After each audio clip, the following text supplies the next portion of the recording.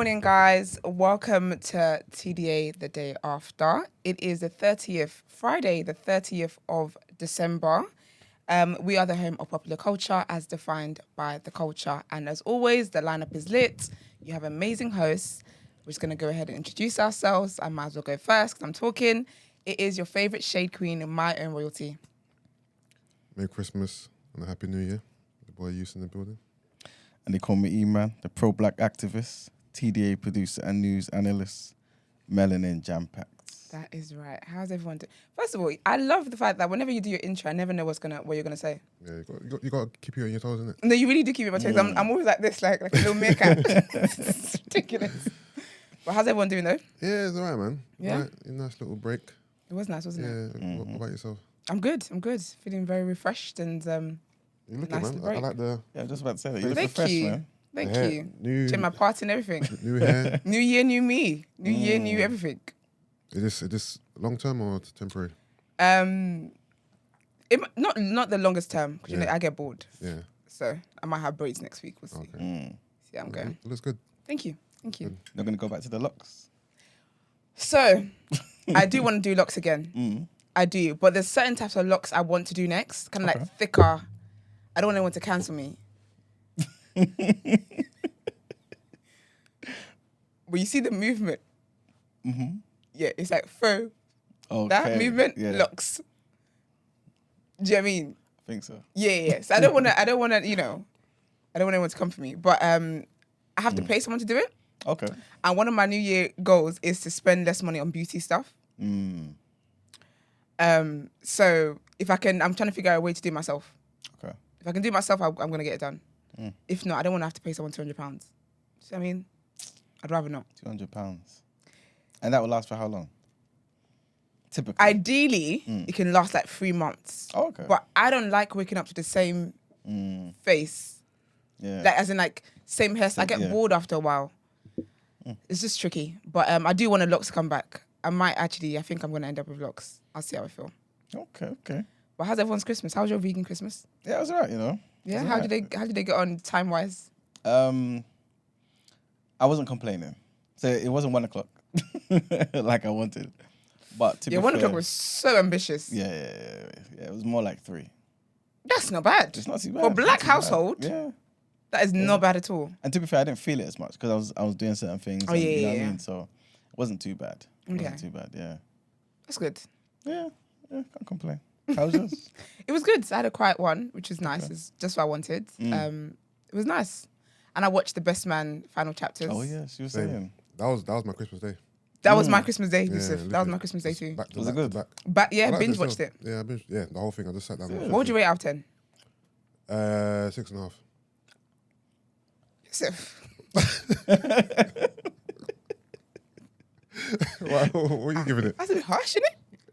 I give it 10 out of 10. 10 out of 10? Because you know, I love The Best Man so much. And I think for me, yeah, when someone shows that year or movies like that was done like 20 years ago, Yeah. I love a good conclusion to a story. But I wasn't satisfied by the ending. Again.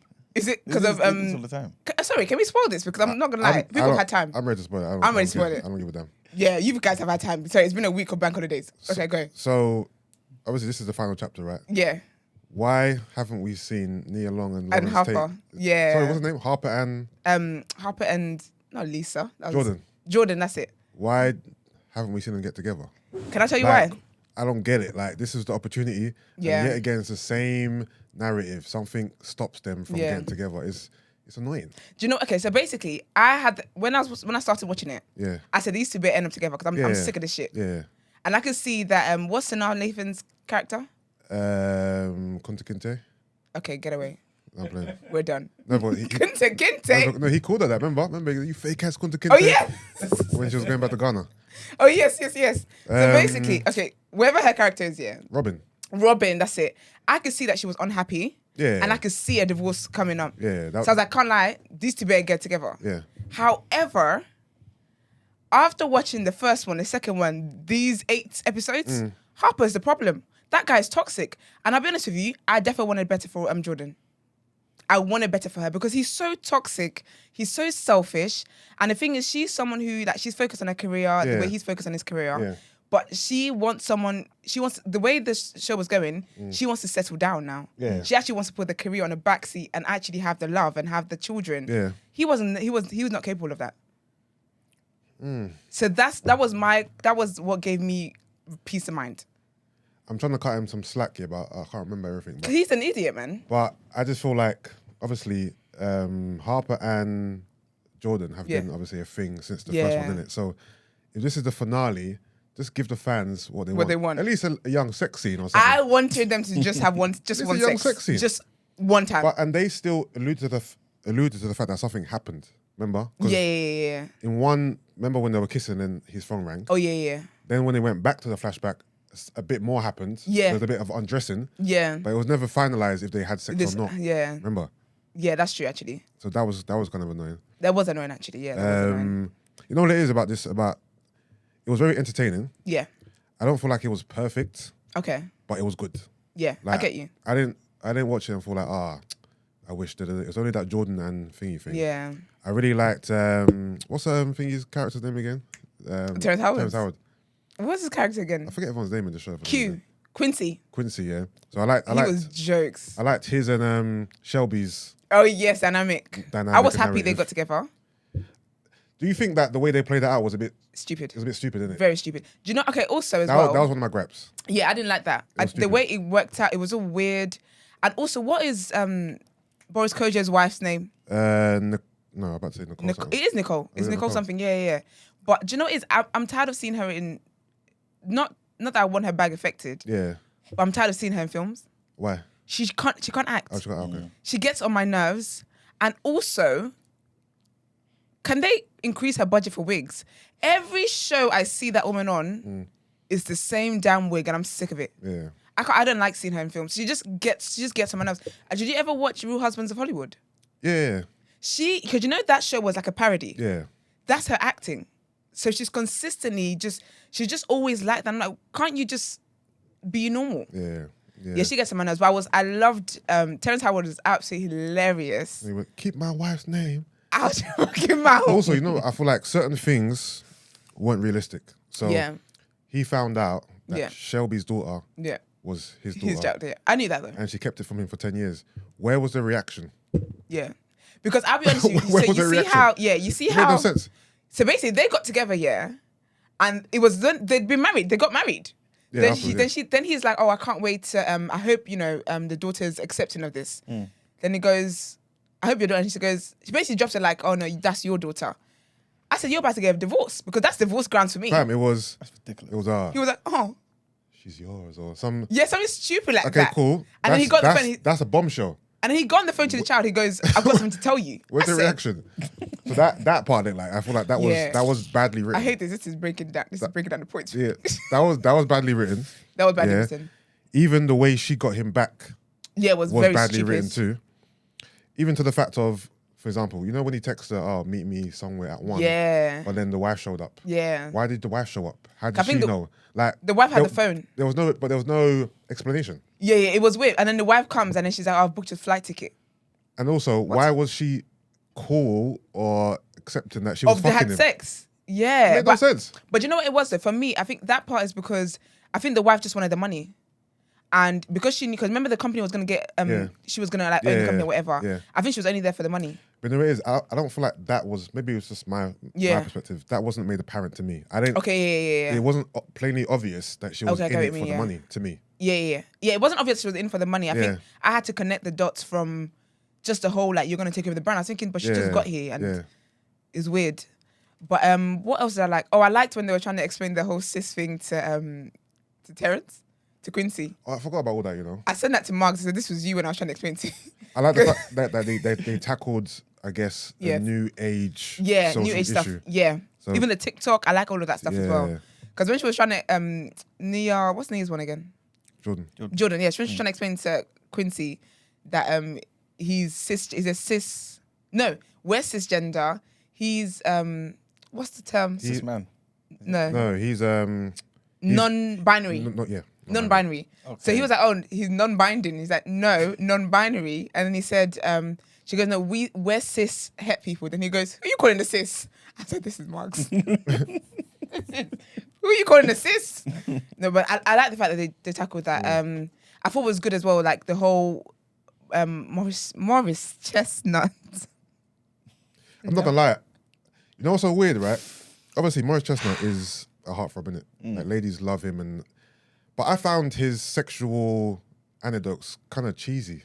Really? Yeah, I think it was the car sex one was a bit weird. It didn't seem. It's weird because you're meant to be like a sex symbol. A sex symbol, but all your sex scenes and your sexual anecdotes and this all came across kind of cringe to me.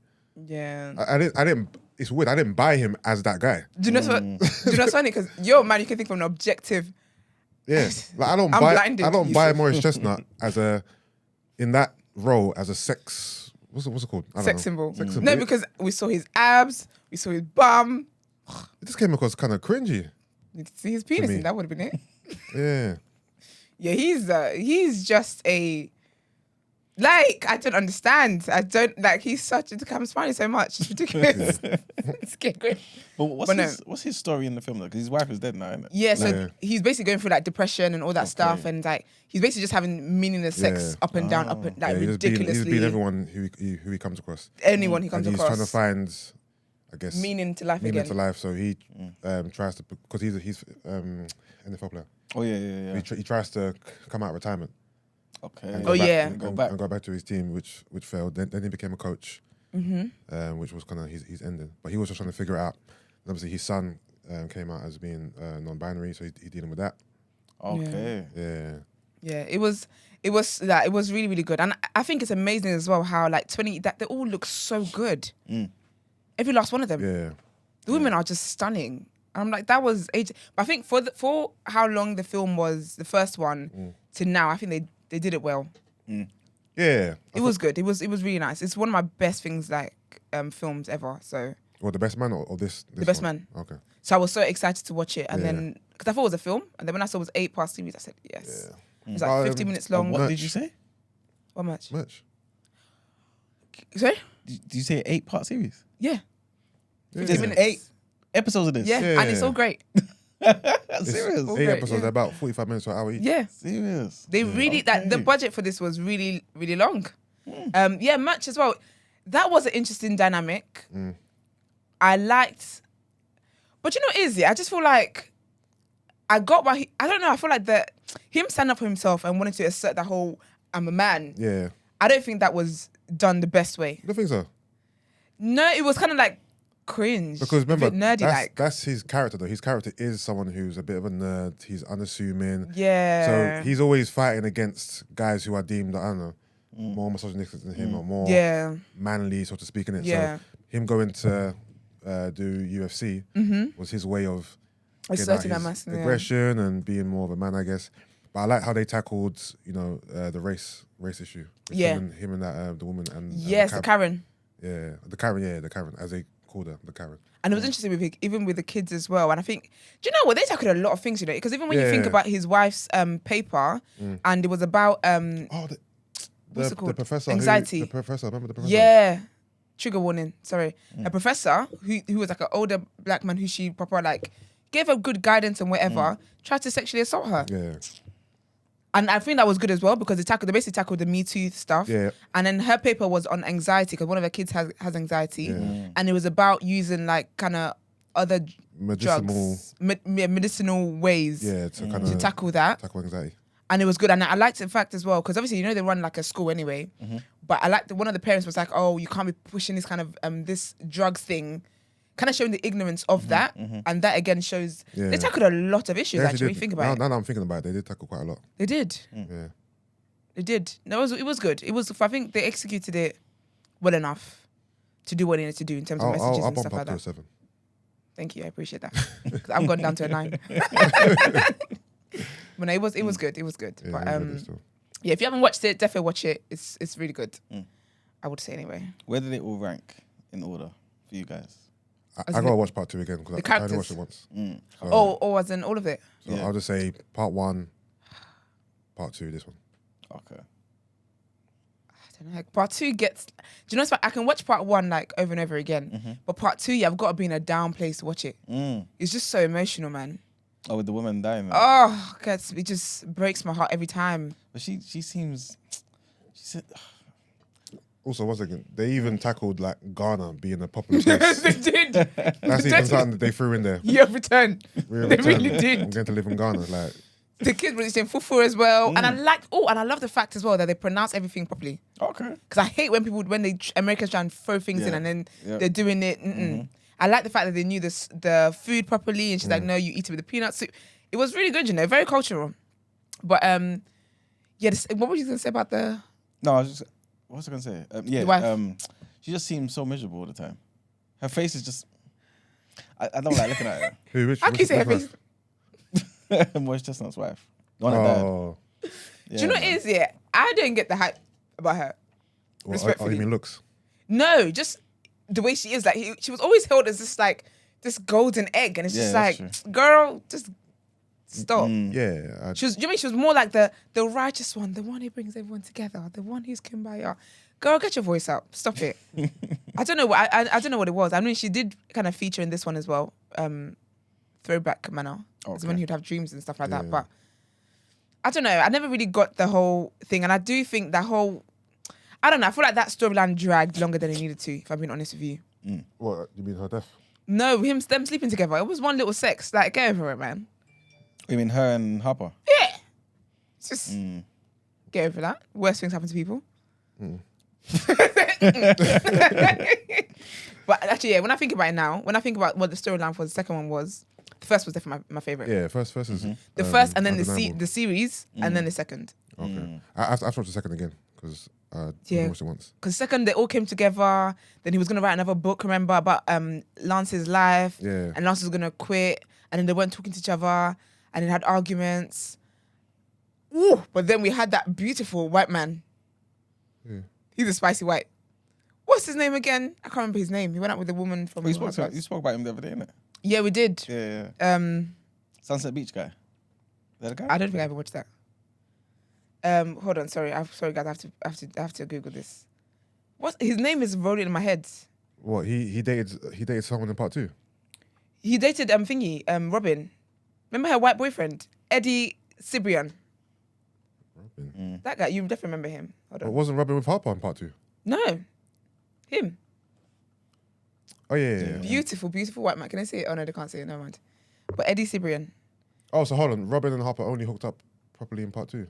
in part 1. In part 1. Yeah. So how come she was dating him in part 2? I forgot. Because remember she came around when she just had a white boyfriend. Because everyone was like, since the first one, she's just always been the single one working, blah, blah. And then they had the trip. Yeah. And she was talking about dating this white guy. And they kind of clowned her for dating a white guy. And then he surprised her at the trip. But who did Harper end up with at the end of part 1? His wife. No, his wife. He got married to I think he was married to his wife when we met them in part 2. Who's his wife? Robin. Yeah, Robin, yeah. Yeah, so if he was married, he was with Robin in part 1. Was right? Robin? Yeah. So they were married in part 2, yeah. They just carried on the relationship. So then when was she with him? Not Robin. Nia was with him. Are you talking about Nia Long? Yeah, Oh, I thought you were talking about Robin. What's his name? Jordan. Sorry, my bad. Okay. Jordan, yeah, Jordan. Okay. Yeah, so Jordan was with this white guy in part 2. Okay. And they've kind of referenced it as well in this one. When she's with that other black guy. Oh, I hate that guy. You know why I hate that guy? Because he's from Power. His character's fucking I thought he looked familiar, but I couldn't remember. He's what's his name in Power, man? He's the guy that Ghost killed. He's the lawyer that Tasha was cheating with. What's his name? Silver. Yeah, it was Silver. I hate that guy's face, bro. Okay. Do you know what I'm talking about? I'm talking about the other hench guy that she met on holiday. Oh, that ended up being the chakra thing. I don't know who that guy is. But no, him. Yeah. It's funny because when I saw him, I said not you, and I said furthermore, anyway, I can't watch him in anything else. He pisses me off. Okay. He really gets on my nerves. Even him and Nia's little dynamic. It didn't make sense. It didn't make sense. They could have got her better. That was poorly written. They could have got her. He would make it seem like he wanted her. And And when she was on it, what was his excuse? What was it again? I'll buck you in New York or when I'm in town or something. Yeah, something stupid like that. And then he ended up working for prisons anyway. Yeah, it was pointless. It was stupid. Yeah, I can't see him. It's sad because as an actor, there's certain roles you actually do that will actually write you off. Because I can't watch him in anything. Like, I don't want to see your face, respectfully. Yeah. But it was interesting though, to be fair. And I could tell that it was kind of recent, to be fair. as in the filming. When they did the reference to Will Smith's slap, I was like, okay, this wasn't. It's not like it was filmed like last year because sometimes you can tell it's out of date. Yeah. Oh yeah, that's what was it said. good. Keep my wife's name out your mouth. Yeah, that was jokes. It was a good one, but if you haven't watched it, definitely watch it. You know what happens now. You won't die. You'll be right. Should we get into our headlines? We've got a lot to talk about today, boys. All right, let's get into it.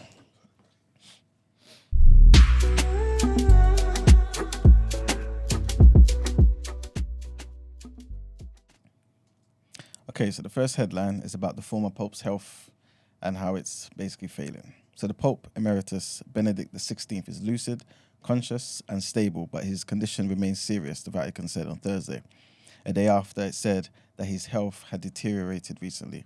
A statement from Vatican spokesperson Matteo Bruni said Pope Francis asked for continued prayers to accompany him in these difficult hours.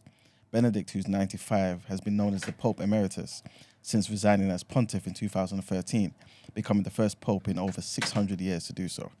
Since then, he has lived in the Vatican, but caused controversy after refusing to revert back to his civilian name, Joseph Ratzinger, and continuing to wear the white cassock of the papacy. Pope Francis said, "I would like to ask all of you for a special prayer for Emeritus Pope Benedict, who, in silence, is sustaining the church. I remind you that he is very sick. Let's ask the Lord to comfort him and sustain him in his testimony of love to the church to the very end." Word of Benedict's declining health immediately posed questions about what would happen when he dies, given the unprecedented reality of having a reigning pope presumably presiding over the funeral of a former pope.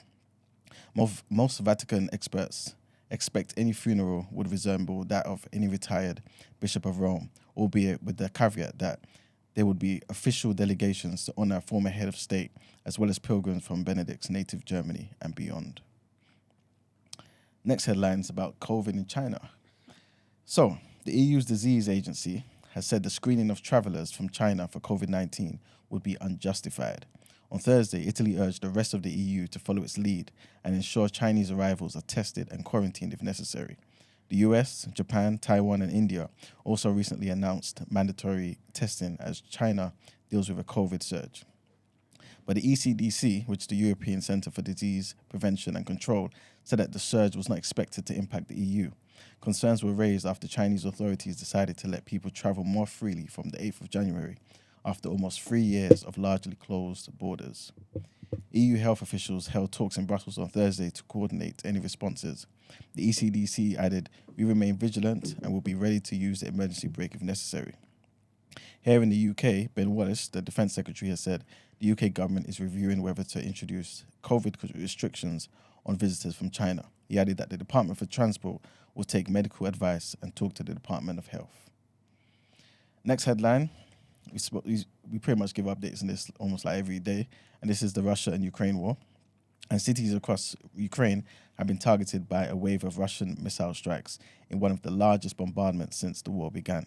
At least 3 people, including a 14-year-old girl, were taken to hospitals after explosions hit the capital, Kiev, the mayor Vitaly Klitschko said.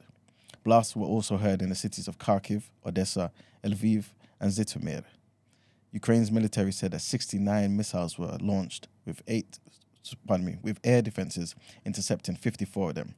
Presidential advisor Mikhailo Podolyak said more than 120 missiles had been launched at civilian infrastructure. The Ukrainian Air Force said Russia attacked the country from various directions with air and sea-based cruise missiles. It added that a number of kamikaze drones had also been used. In an operational update, it's been reported that the strikes had been targeted at energy infrastructure across the entire country.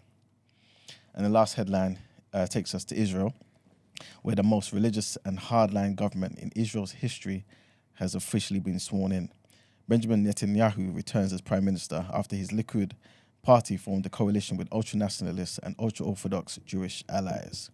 There is domestic and international concern that it will inflame the conflicts with the Palestinians, damage the judiciary, and restrict minority rights.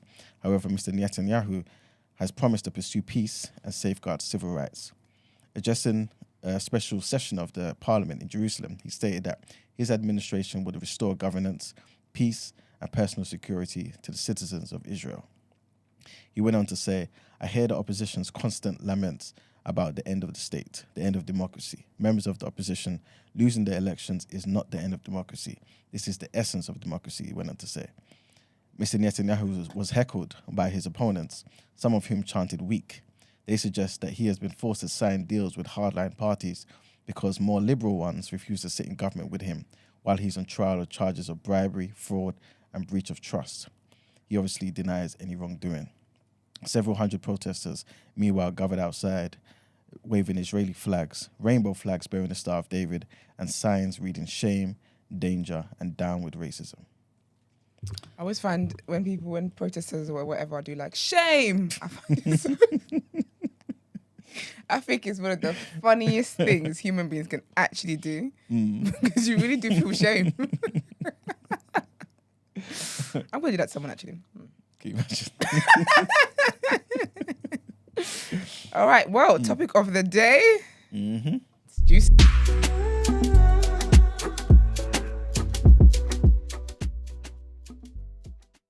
All right, so today's topic of the day, we figure since it's a New Year's special episode and whatnot, we pretty much give you 2 for 1. So the first one is pretty much like a roundup of the biggest stories of the year, favorite stories, the ones that got the most publicity, and basically just see how you guys kind of react to the news, man, and how you feel about the news now after all that time has passed, pretty much. So the first thing, pretty much the biggest story I would say, was the Queen's Platinum Jubilee. I think her death is bigger than that. Do you know what's so funny? Yeah? When I was reading it, I only read the death. You know what I'm saying? So like when I was saying it, it didn't even. Yeah, exactly. Yeah. So yeah, let's start with the death. Well, how do I feel about it now? Do you feel like there was an overreaction? Do you feel like it made sense? No, it makes sense. That's a queen, isn't it? So, is this the biggest death that you've experienced in your lifetime? No, Michael Jackson. When I have people that have actually died. What'd you say? Michael Jackson? Yeah. I actually remember the day Michael Jackson died. I was getting ready for school.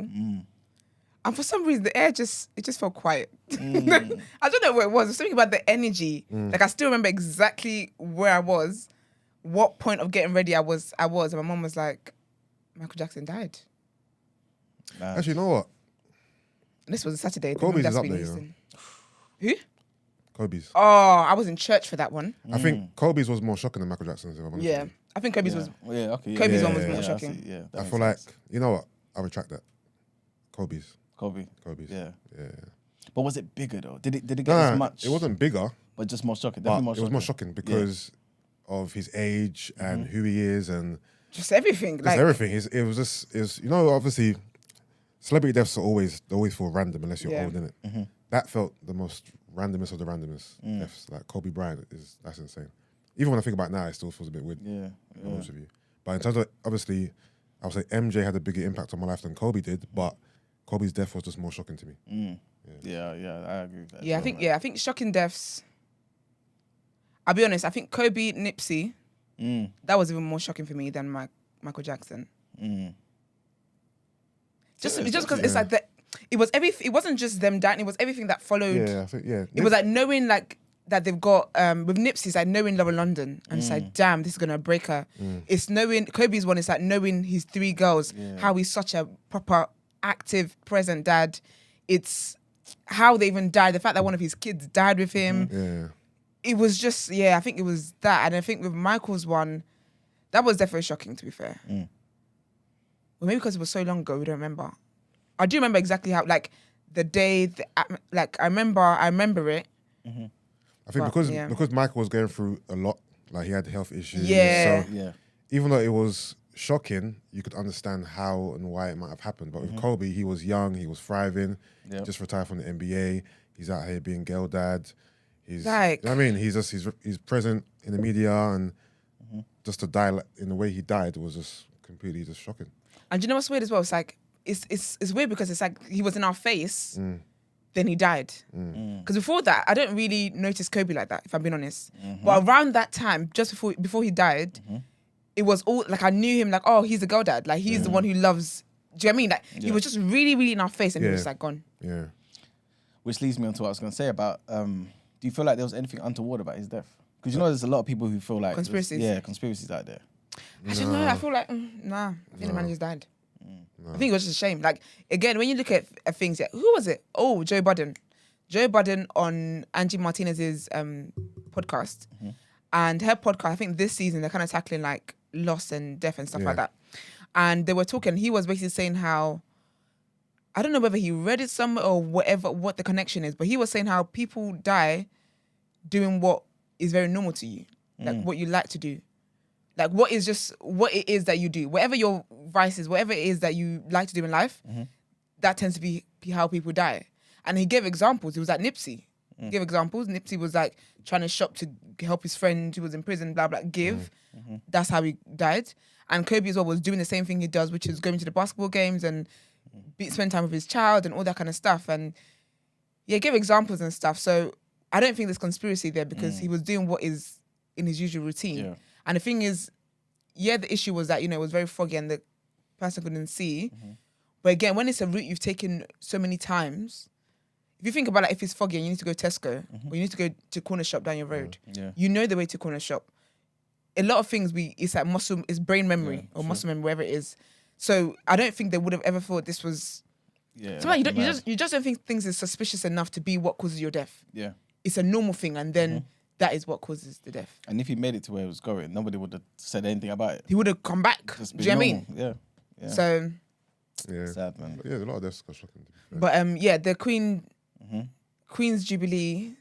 I don't know. What year? Queen's Jubilee. That's not a death, is it? What does that even mark? That's her 70th year. See, I didn't know that. Oh, I don't care about that. Yeah, no. It was a huge celebration, though. That's good. Did we get bank holiday for it? We must have. I think we did, Yeah, that's right. See, that's all I care about. If I get bank holiday, I'm good. Yeah. Yay, Queen. The thing about the Queen's death is, obviously, the Queen wasn't young in it, so her death wasn't shocking in that regard. She's almost 100 years old. So it wasn't shocking in that regard, but because of who she is and how long she's been around and what she means to so many people, and she's the figurehead of the country, that's why it was shocking. Yeah. And I think, and she's someone, again, because of how long she's been around, I'll be honest, I didn't think that, not that I wanted to, I wanted the Queen to outlive me, God forbid, but I just didn't see her dying. Do you know what I mean? I just thought she'd always be there. I mean, I still forget. I mean, I was even asking my family yesterday, I said, did anyone watch the King's speech this year? Because I haven't forgot. For me, if it's not the Queen doing it, there ain't no speech. It's not a speech. For real. I think that. How did they rank in terms of Chadwick Boseman? Yeah, that was quite shocking as well. That was hard. I remember that as well, actually. That was quite shocking. And Louis Vuitton. Virgil. Yes. Yeah. That was shocking. That was shocking. Chadwick's one was definitely always shocking, to be fair. Yeah, definitely, because that's the point of death. Death is always shocking. Because it sobers everyone up for just a little while. Yeah. Then we carry on to life again. I always find that, I find that fascinating. How when someone dies, something happens, we're like, oh my gosh, that's crazy. Makes everyone think, makes everyone reflect. Like, maybe a day later, we're back to the usual thing. It happens again. You sober up. Yeah. Even Jamal Edwards. Yes. That was shocking. Yeah. I'm tired of saying shocking, but shocker. Every celebrity death seems to be a shock. Yeah. You know what I mean? Yeah. Especially when they're young like that, man. Take off. Yeah. Yeah. Most recently. It's mad. And that was happening live, kind of while we were recording. But yeah. What about the fact that we had 3 prime ministers in 1 year? I will say that was a bitch. That was shocking for me. Okay, we need to find another word that was shocking. It sounds weird now. Surprising. That was surprising. That was surprising because I did not think we'd run through them like that. That is crazy. That was wild. Funny though, with Liz Truss, did you hear about it? She was a prime minister, wasn't she? Yeah, 49 days. I love it. Do you know what? That's women in economics because sis is paid for life, and I find that I love that for her. But she was mediocre, though. I don't care. I'd do a job for 30 days with men I get forever shares. That's sick. Makes sense. Apparently, the Daily Star, when Liz Truss became the prime minister, they were live streaming. Their plan. What was it? Letters. What? Some letters. Yes. And the whole headline was how the letters outlived her. It did. Outlasted her. It did. And I think that was wild. That is crazy. How can you think that? That was rude of them. So rude. Very rude. But they were right. They were right. Also, we all thought, did we all think that Boris Johnson was going to come back? I thought he was going to come back. You know, because his personality matches that. Yeah. Beg me, let me know you need me. It definitely matches that. So I'm surprised he didn't come back. Some people are saying he may come back. You know. I didn't sit down. Seriously. It's gone now. We don't care anymore. Yeah, seriously. So there's some. I read it. When was this? Maybe last week or something. Yeah. Talking about how some people are kind of not trying to oust Rishi Sunak already. Yeah. But they're planning because they don't believe he's going to be able to. He's going to last. Rishi? Yeah. He's been there longer than Liz Truss now, isn't he? Like it's all happened so much. I don't know when he went in. I can't remember. It was October though. It was October. Was it? I thought it was November something. You might be right. I think you're right actually. Yeah. But yeah, man. The Lionesses winning the Euros. That was a big thing. Oh yes, the girls. Big up the girls. Women in sports. Women excellence there. And obviously, that was the first trophy that England had won in 56 years. Okay. So men obviously, flopping once again. Apparently, the Ukraine winning the Eurovision, with the UK coming second. That was a big headline in the UK. None of us cared though, innit? No. David Beckham queuing up to see the Queen's coffin. Apparently, that was a big thingy. Remember when obviously he queued up? Yeah. And then you had Phil and Holly. Yeah, huge of him. As it should. I don't think that deserves to be a moment. a top 10 moment, to be fair. Yeah, but if you think of how long Holly and Phil were dragged, Yes, they were. To the point where I remember they had an award show and they got booed. Do you remember I reported on it? Yes, Yeah, they got booed because of Queen's coffin. Mm-hmm. Yep. Crazy. Mad. Obviously, the World Cup taking place in Qatar. That was it. I think it was voted the best World Cup ever. I saw. I think people are just high sure off. who's on the poll, but I think the they're poll just high came off from. Messi. It was an official platform. Mm. Yeah, maybe I'm not sure if it was FIFA or whatever, but I saw it and it was voted number one. Maybe there was much more engagement because even Messi's picture on his Insta was the most liked picture on Instagram history. Yeah. Really? Oh yes, I saw that. Do you know what I think it is as well? Because people are saying actually it was nice because people from all over the world got to go. Like for example, like people in like African countries that wouldn't typically get the visa to come here or to go to America and stuff like or wherever other country. I think that was nice about it. Yeah. Like people actually got to witness and watch the World Cup. I thought that was very wholesome. Yeah, definitely. Yeah. And they also say it was the most safest World Cup ever as well. Yeah, because there was no alcohol involved. Least amount of crime. Yeah, because they told y'all not to drink. Maybe more countries want to do that. And you know that Qatar don't play. They don't play. This is it. You end up jail. Up there as well, obviously, we kind of spoke about this last week. Will Smith and Chris Rock. Yeah, that was definitely one of the biggest. No, you taking word on road. This is actually, you know what? Yeah, let me leave out some of those type of people. Johnny Depp, is that in the word on road? It is. Okay, let me leave that. For your sake, though, because I wasn't going to talk about it. You can talk about it. Yeah, so Johnny Depp and Amber Heard defamation case, which obviously he won, which shows he's a liar. And it shows he's a liar. She's a liar. Oh yeah, because he did win, didn't he? Yeah. This is it, man. Matt Hancock going into celebrity. Like I said the other day. I thought you meant the scandal. Well, yeah. Oh yeah. Was that this year? That was last year. That was last year. Yeah. Elon Musk buying Twitter. That was definitely one of the biggest things. That was a big moment, actually. I forgot about that. I think so. He's making he's making a mess of things. I heard now you can see your stats. Yeah, Seems it shows you how many people seen your tweet. Yeah, I haven't updated that. Okay. And apparently, in terms of is it child pornography and all this type of nonsense that's out there on Twitter? He's cracked down on all of that. He did it in like 2 weeks. Okay. Apparently. So people, again... Might want to crack down on his dad first, but okay. But people are saying, look, he's doing a hell of a good job, man, in terms of like cutting out the nonsense that's out there. You know what I mean? I'm not sure if this is in your roundup as well. Vardy and Colleen. No, I forgot about that. Yeah, the Rebecca Vardy and Colleen Rooney case. That was an interesting one. I just feel like, as a husband, that should definitely give you the ick. I do think ick is one thing we need to leave in this year, by the way. I'm icked out. But I do think, as a husband, like, that's embarrassing. You had me come to court for something that you know you did. Like, I know for better or worse, but not in shame and embarrassment. But he supported her the whole time. He supported her. Is he a good husband for that then? He is, but I'm so silly that I'll be like, I just support my foolishness like that. Put me off my husband. You watched me be a fool. Damn. Well, also the return of Glastonbury. That was headlined by I Paul didn't even know it was McCartney. gone. Yeah, the same. Actually, I think we reported on that. Actually, it was around the time the whole the strikes was going on or something. Oh, is it? Yeah, and people were yeah.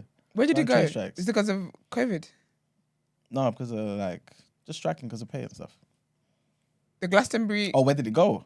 Yeah. Oh, Like, where did it make a return from? yeah, COVID. Yeah, it's COVID. Yeah. Do you know what the big one was? Monkeypox. Do you remember there was a time we were Yes. monkeypoxing Yes. every damn day? Mm-hmm. We heard nothing about it though. But I'm sure it's still going on. Done something. Yeah, and now the new bloody strep A. Is that people? Oh yeah, the kids one, the that's one with the affecting kids. Yeah. That's horrible. Mm-hmm. Is that still going around? I believe it is, but it's not getting as much like News. publicity and stuff. So hopefully it's not as bad as it was Yeah. at first thought. Neighbours ended. Apparently that was a big headline, especially in this country because obviously everyone watches Neighbours and Never stuff. thought innit? Neighbours Have you was still watched going on. Yeah, What's it like? Is it a sitcom? yeah. It's like Home and Away and that. Nah, it's not a sitcom. It's like a film? Yeah, but like a family drama. What's Is a it? sitcom then? Like a joke? Sitcoms, a funny one. sitcoms are more of Lighthearted. they're more More comedic. comedies. Okay. Yeah. I can't. How would I describe Neighbours? I was gonna add you to my list. I recently started watching Scrubs. No, but Neighbours is not new. Scrubs is good. It is I good. used to like Scrubs. Neighbours is not new. So to add it to your list, you're gonna have to.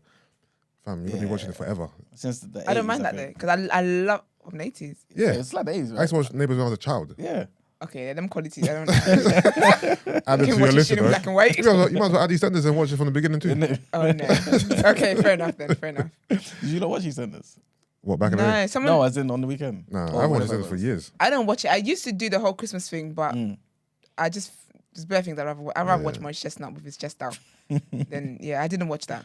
I couldn't even beg it. I saw some tweets about it, but I haven't watched EastEnders for I saw tweets about it, but over 10, 15 years, I guess. I think the last one when Stacey left, I stopped watching it because I really like Stacey. I thought Stacey was dead, And but I'll get in a mix up with Tiffany. Tiffany died. Who's Tiffany? No, The little kid, the lippy kid. no, Tiffany is an adult. She died years She's ago. great. What? No, Tiffany, man. That little kid. Wait, you talking about Tiffany? Tiffany's not a little kid.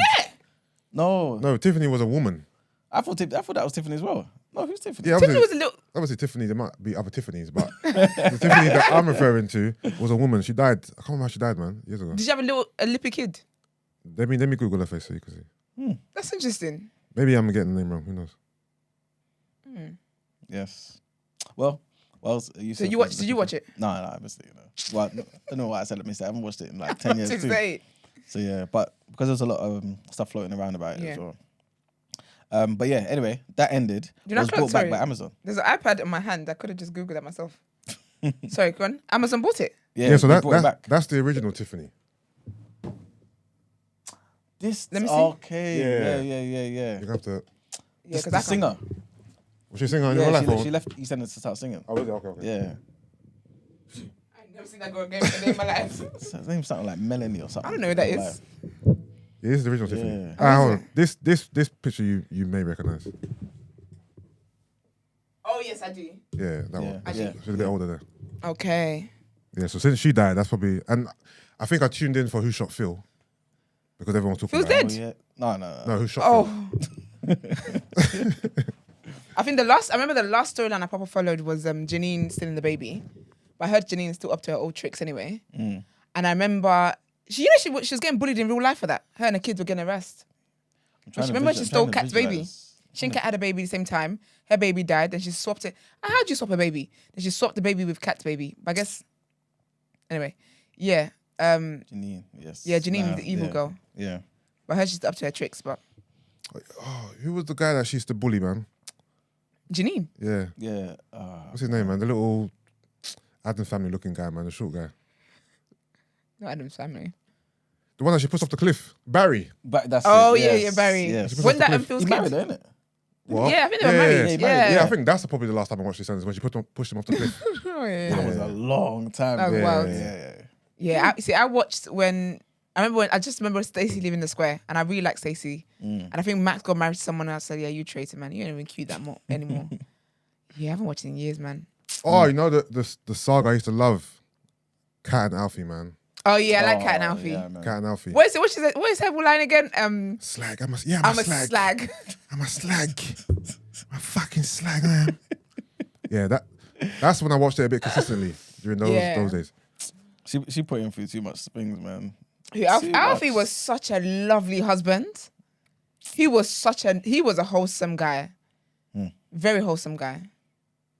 He just ruined his life. It'd be like that. So I was when you're chasing the pussy all the time. So Amazon bought it? Yeah, so I think they bought it and brought it back. Yeah. Brought who back? The whole series. EastEnders? No, Neighbours. Oh, I thought Yeah. Okay. Yeah, I think Neighbours was on Channel 5, right? Yeah. No. Was it 4? I remember seeing it. Was it 4? It might have went to 5 later on, but it was originally on Channel 4. Okay, So I remember seeing it on, you know when you're scrolling through TV, certain big, names man. I remember seeing, but I never ever clicked on it. Yeah. I love Neighbours back in the day. Neighbours, Home and Away. Oh yeah, I remember around him. the same time. I never watched it, but I remember seeing that as well. Yeah, I've got it. That was good times on TV, you know. 4 channels. Neighbours, Home and Away, and EastEnders. That was the holy trinity of UK TV. So we're down bad. No, but at the time, it didn't feel like we were down bad. I suppose. And then Hollyoaks joined as the 4th member. Yeah. Wait, Hollyoaks came a lot later. What about we used to watch? This was a dry one though. Emmerdale. Emmerdale, yeah. Emmerdale was whack though. Every now and again. Emmerdale was like number 4 on the list of 5. Really? It was poor. It was like Emmerdale. Coronation Street? It was boring. Oh yeah, I forgot about Coronation Corrie. Street, I forgot about Coronation Not Street. Curry. What about Downton Abbey? Is that a new one? Huh? Downton Abbey? That wasn't. No, that wasn't a thingy. That's a new one though. That's new. Oh, is it? Okay. Yeah, compared to those, yeah. They all give me the same old vibes. So Neighbours, Home and Away, Coronation Street, Hollyoaks. What's that? Emmerdale. Those were like the 5. Emmerdale gives me very old Yeah, vibes. yeah, Like you gotta be their audiences were dying out because. But they're still But very hard today. But I man. didn't remember any drama on Emmerdale. Yeah, there was. It just seemed like it was yeah, just bare boring storyline. Like nothing really thrilling was happening. I mean, what's the other one? Is it Hobie City? yeah, It's not really the same. Yeah, not but the same, but yeah, it was kind of around a bit later on, I guess. Yeah. But, all right. Good old days, eh? Ronaldo's interview with Piers Morgan. Oh yeah. Oh, sorry. Someone said Brookside. Oh my. Brookside yeah, Close. Forgot about that. Yeah, forgot about that. Yeah. Rookie. That was up north Yeah. somewhere. No, Brookie. Brookside was the one, you know. That's so jokes.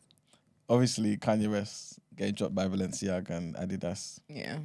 And then obviously Adidas. I think they brought out the new non-easy, innit? Have they? Oh crap! Did I miss the sale? Had brought out? Or they've Yeah, gone there was one model that they put out without his branding, and apparently it flopped or something. Oh, did it? Good for them.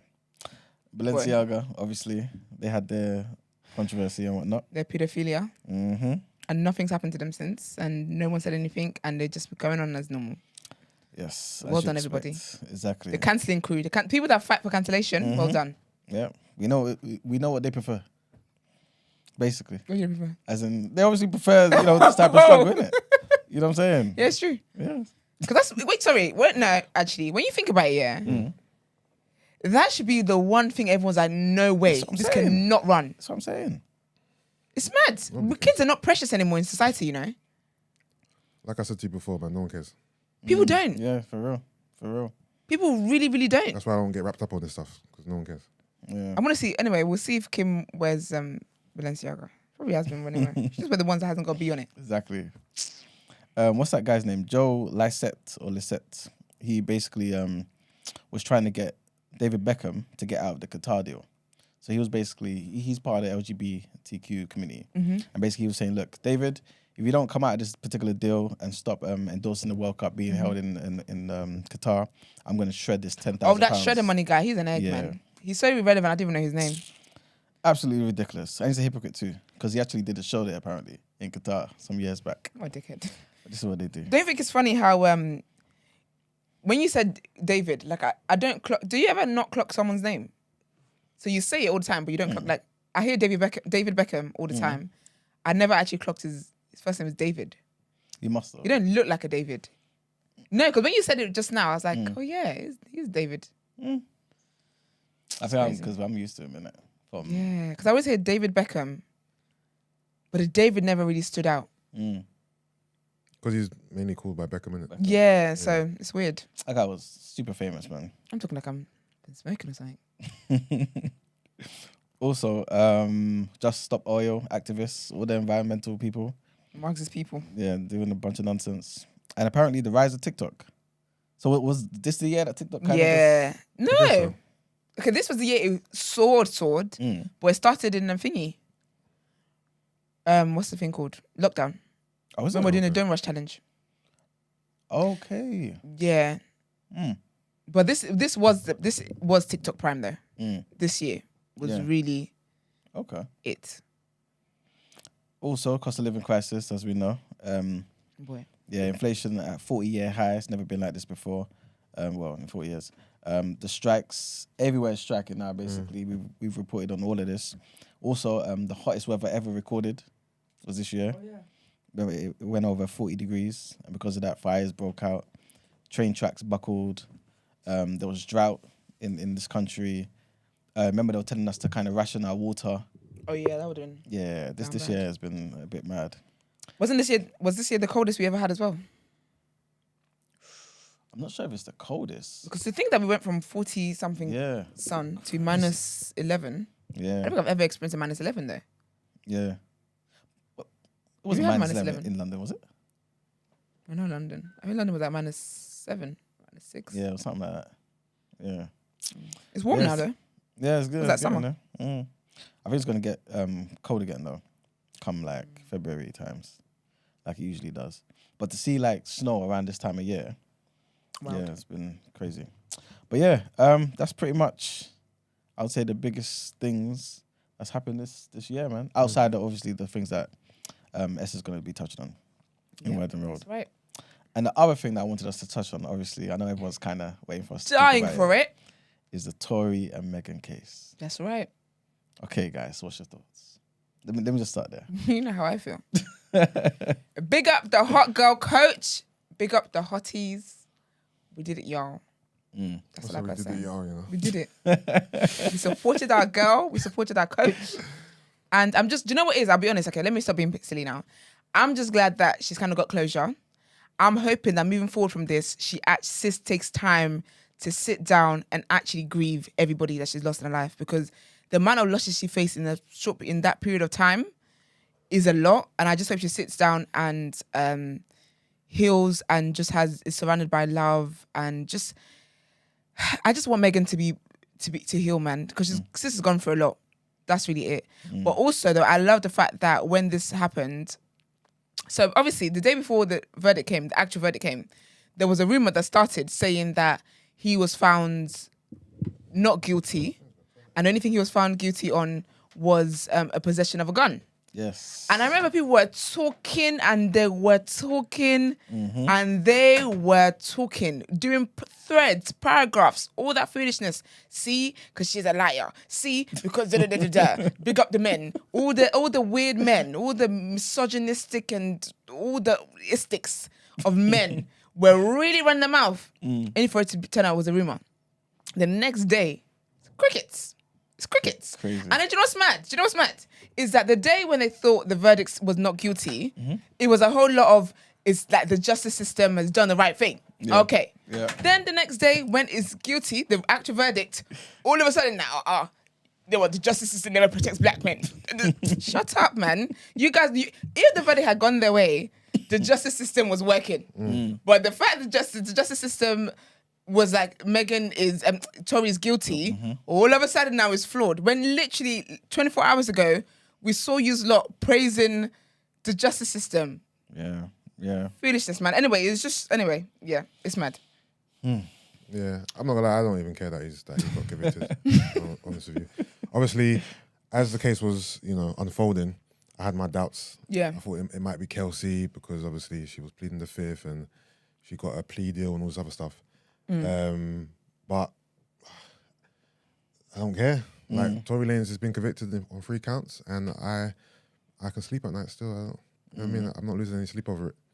I'm just happy that it's over. Yeah. If I'm to try to conspiracy theory it a bit, I can be like, okay, cool, he was convicted, but does that necessarily mean that he's guilty or whatever? I don't know. But this is what it is, isn't it? The case can rest now, isn't it? And apparently it's not over though. Like, Kelsey's still, is she still under? I don't know. Obo? No, I think the only thing that's left now is for him to be sentenced. That's it. Unless they take Kelsey to court, but I don't think they will. Okay. Yeah, I think that's it. Yeah. But I share your not resentment. Sentiment, that's it. Damn, that is done. Because if you think about it, it's been 2 years. It had to be done. I'm glad. Yeah. I really had no horse in this race, to be fair. I'm not a Tory Lanez fan. Yeah. Not a Megan Thee Stallion fan. To me, it's all about the truth. It's not about me wanting either party to be wrong. Yep. It's just about the truth. Yeah. And if the evidence suggested that he was the one who done it, then he's just deserves, I guess. That's true. That's all it is. Yeah. What about you, Brent? Because you said you was going to be very happy if Megan wins, basically. I think I'm reading here that there was a jail call that was released, the audio, and everybody's saying, well, this is why he was unanimously convicted. Oh, I want to hear jail call between him and... Remember they referenced it during the trial, and people were suggesting that he was talking about cheating. Okay. Or not cheating, sorry. Like the argument kind of stuff. Yeah, confessing. Okay. Such and such. Apparently, this was it's on the case. Indictment, yeah. I want to hear that. I'm gonna hear it now. So he was confessing over the phone. Yeah, so basically that was Megan's team's biggest thing. And what Kelsey told the authorities. Okay. That basically that night when they all got the situation, Kelsey and Tory got arrested. Yeah. Megan had to go to hospital. Yeah. And basically Tory made a call to Megan. Yeah.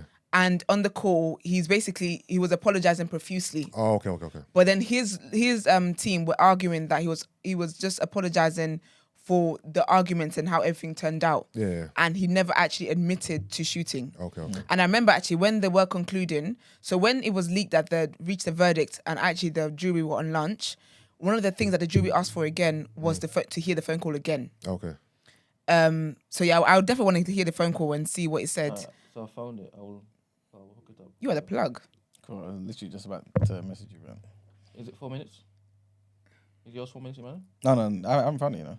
Oh, yeah. Yeah, I'm just going to ask you to play it. Right. Yeah, so... hopefully this is the one. I hope so. I hope there's someone playing this SoundCloud mixtape. No. Just talk for a couple of seconds. Okay. Right. Yeah, so that was one of the biggest evidence, to be fair.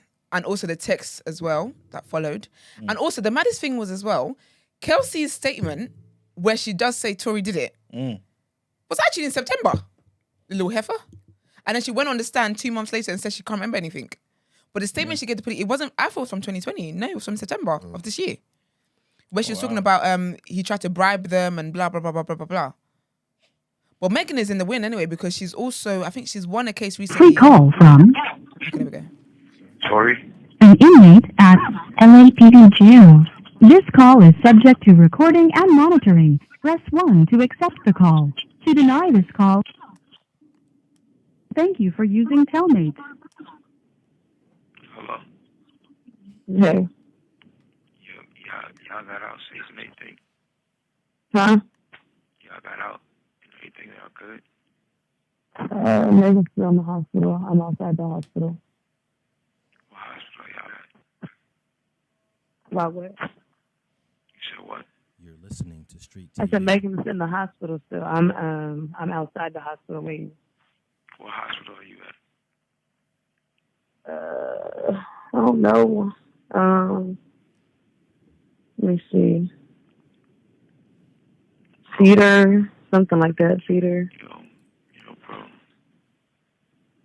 Regardless, I know she probably never ever gonna talk to me ever again, but bruh, I just want you to know, bruh. Nigga, I was just so fucking drunk, nigga. I didn't even know what the fuck was going on, bro. That ass. I didn't even know what the fuck was going on, bro. Like, that ass, nigga. I'd never do some shit like that, bro. Just that, nigga, I was so fucking drunk, nigga. I just didn't even understand what the fuck was going on, bro. Like, so, whatever, bro.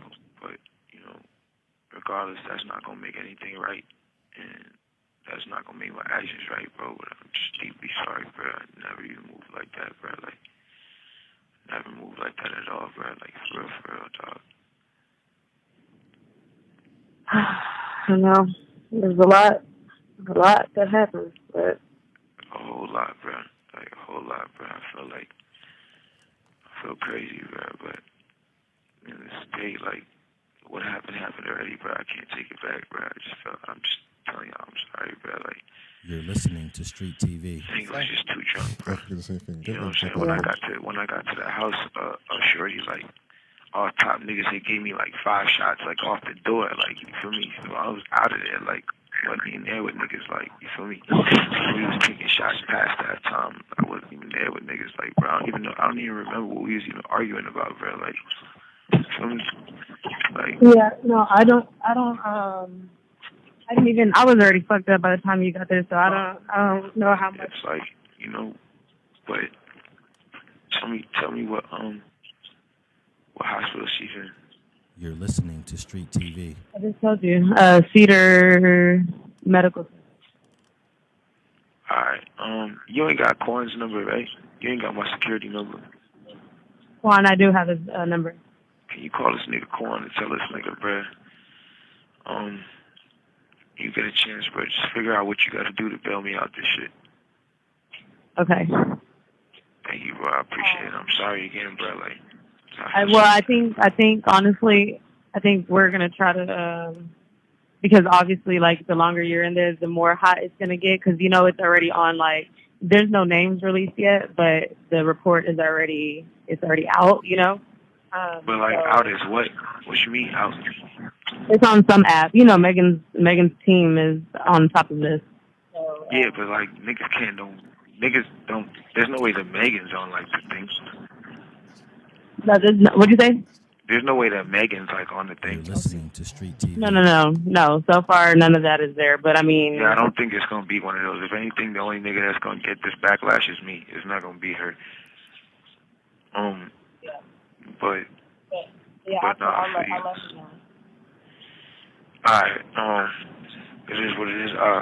Regardless if I get out of here today or not, bro, I just want to let y'all know, bro. I'm sorry, bro. Like, I never did that shit if I wasn't that drunk, bro. Like, you feel me?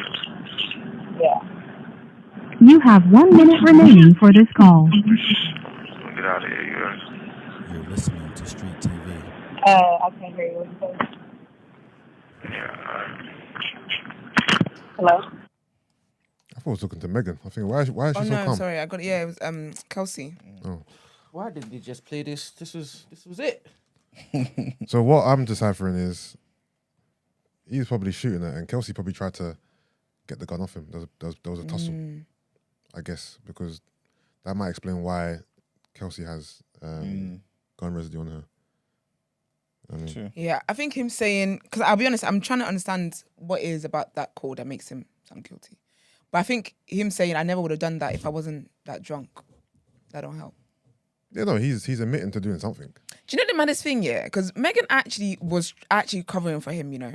He just had to go online and talk shit. Because the blogs are blogging. And this is the thing with celebrities. I feel like celebrities need to understand, and this is my issue with Nicki Minaj as well, is that when blogs say stuff, you don't have to in the real life, when blogs put you against somebody, you don't have to in the real life, like, respond to it. Do you get what I mean? He just had, things was going on online, he just had to start talking slick. And then that's when she was like, what are you talking about? What? You did. Because she really was trying to cover for him. She really was trying to cover for him, given the whole circumstances, where he just had to do too much. And then that's when she said it. So when she said it now, it wasn't even a case where it's like Megan taking him to court. No, it's the state taking him to court. Furthermore, anyway, he was already on probation. So I think he's going to get deported anyway, because he's still got his August Alsina stuff as well, when you're out there fighting. And then also he broke the, what's that thing where you can't go close to someone? Restraining order against Megan, because it was rolling loud. And I think he's meant to be like away or whatever it was. And I remember reporting on that at the time. But yeah, he was just dying to go back to Canada. Where's he from? Yeah, Canada. Canada, yeah. You just wanted to go back home, man.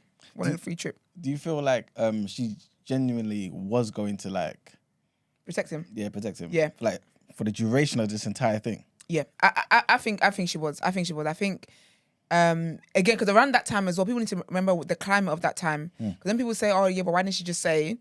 That was around the time of the whole BLM movement, like heavily, where they're being shot. So her not saying, I get it. And also, if the police show up, and she was saying how basically they were already, because I watched the video where she first said it was Tory. And she was basically talking about how the police were aggressive with them already. Like, they were rude, they were aggressive, blah, blah. Didn't have much tolerance for them. And she was like, I was bleeding out. And they were still treating me and talking to me anyhow.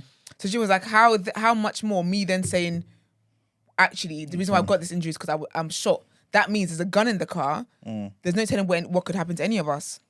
I really do think she was going to. I think it's just when you're protecting someone and then they're mocking you publicly. I can't protect you anymore because you're not even honoring and respecting what it is I'm doing for you. Yeah. Like, don't. And then that narrative there of like, oh, it's because, he was flirting with Kylie, it's because of this. And now, like, she's being slut-shamed because you shot me. And he was kind of, quote-unquote, protecting her by way of her not... No, she was protecting him by way of her not snitching. Yeah. It wasn't, like, deliberate. Yeah.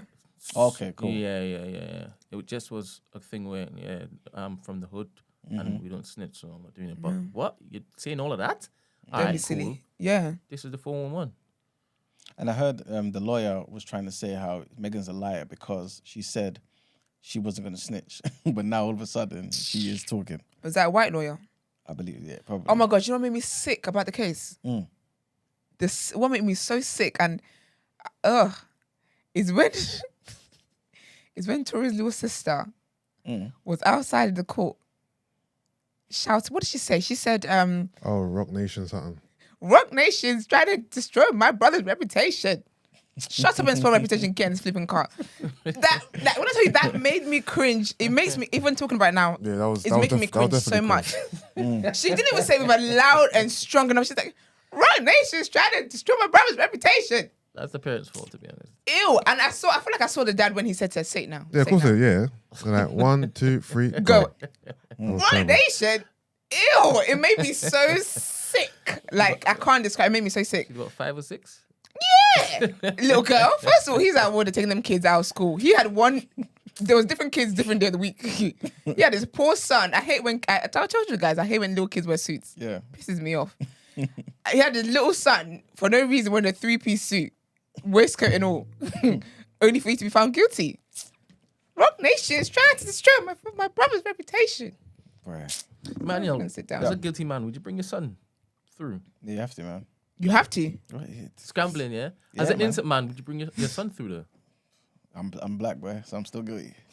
I'll bring all of them, even other people's kids. That's so funny. It's even other people's neighbours' kids. These are the kids I feed when the parents aren't around.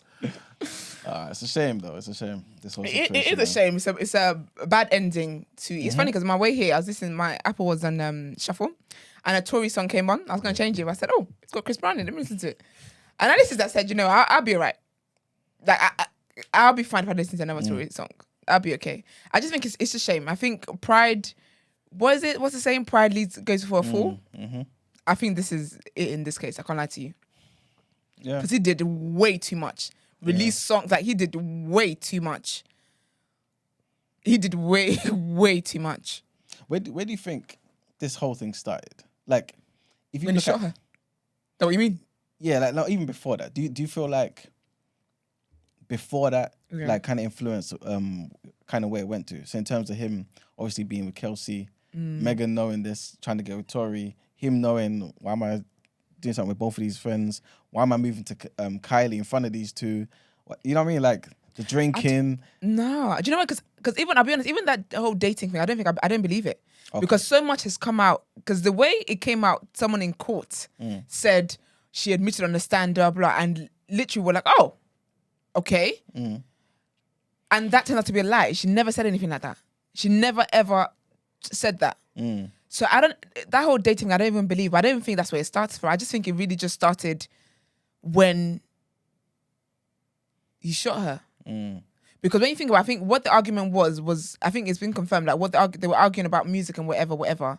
So she must have hit a nerve. So really and truly, again, it just goes back to his pride, his ego. Because someone said your music is not shit. Okay, well you got the money in your bank to prove it is. So why are you so upset? That's why I think when it comes to music arguments or whatever, Michelle had the best response. Michelle Williams, when people were doing the whole poor Michelle thing, and she was like, "My content isn't saying that." I said, "That's the best comeback ever." So I really just think it all started when he shot her. Yeah. And I think if we think about the whole mess of everything, it started. It didn't even start when he shot her. It started when he couldn't close his mouth. That's what it was. He told on himself. When you really deep it, he did way too much. Because even if you're innocent, sometimes people that are innocent don't make much noise, you know. That's true. But he was making the most noise. That is true. And it's just wild, man. But yeah, it's definitely sad because, like, considering the fact that he did it, right, and he's guilty, you then doing the other stuff, like you said. Like, calm down. Blaming her. Nah, man, if you're guilty, you need to just... I called her a liar and said, you're only upset because I didn't like you back. Oh, Lord. That's wild. That was wild. Yeah. But yeah, sorry, man. It's a shame. I hate to see it. I didn't think he was going to be guilty. I said it on the show. I know you didn't, yeah. Yeah. You know what the thing is? To be honest with you, I still feel like there's more to the case that we don't know. But the reality is, as far as I'm concerned, like I said before, the guy shot her, man. Yeah. I didn't think he did. Or at least I thought Kelsey did and he did.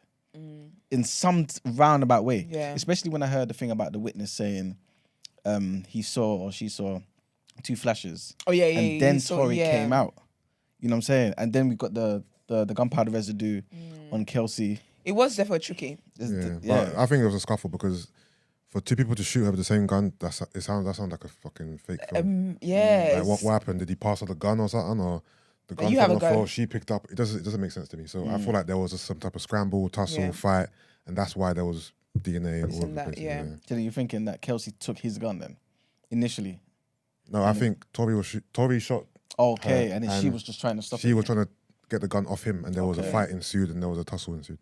I'll be honest, I think listening to that voice, I kind of feel differently about Kelsey. Because in the past I was thinking Kelsey's a snake, blah, blah. I do think she's still snaky because she's been cool with Tory anyway, and she's been cool with, what's it called as well? 1501 or what they're called, her old label and whatever. She's engaged the guy.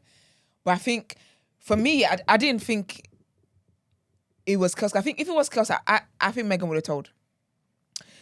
Like, if there's a guy who did not shoot me and there's a friend I was friends with before and we're falling out and she's the one who shot me, I'm telling on my friend. Because especially what Kelsey was to Meg, where it's like through the death of her mum, death of her grandma, death of her dad, she was there. Like that's been her day one girl from like back in the day. So for you to turn on me like that, you gotta go. But it might be because of the whole Megan sleep with Tory. Because if I'm your friend and I've been there for you through all of these things, and I like this guy, and you're sleeping with him. But I'm not going to make right. Even if it was a case where I slept with your man, I'm not making right by then prevent you from going down for a crime. This is true. Because you still snaked me the way you've snaked me. Especially when you're in my face. I can see you even beyond that event.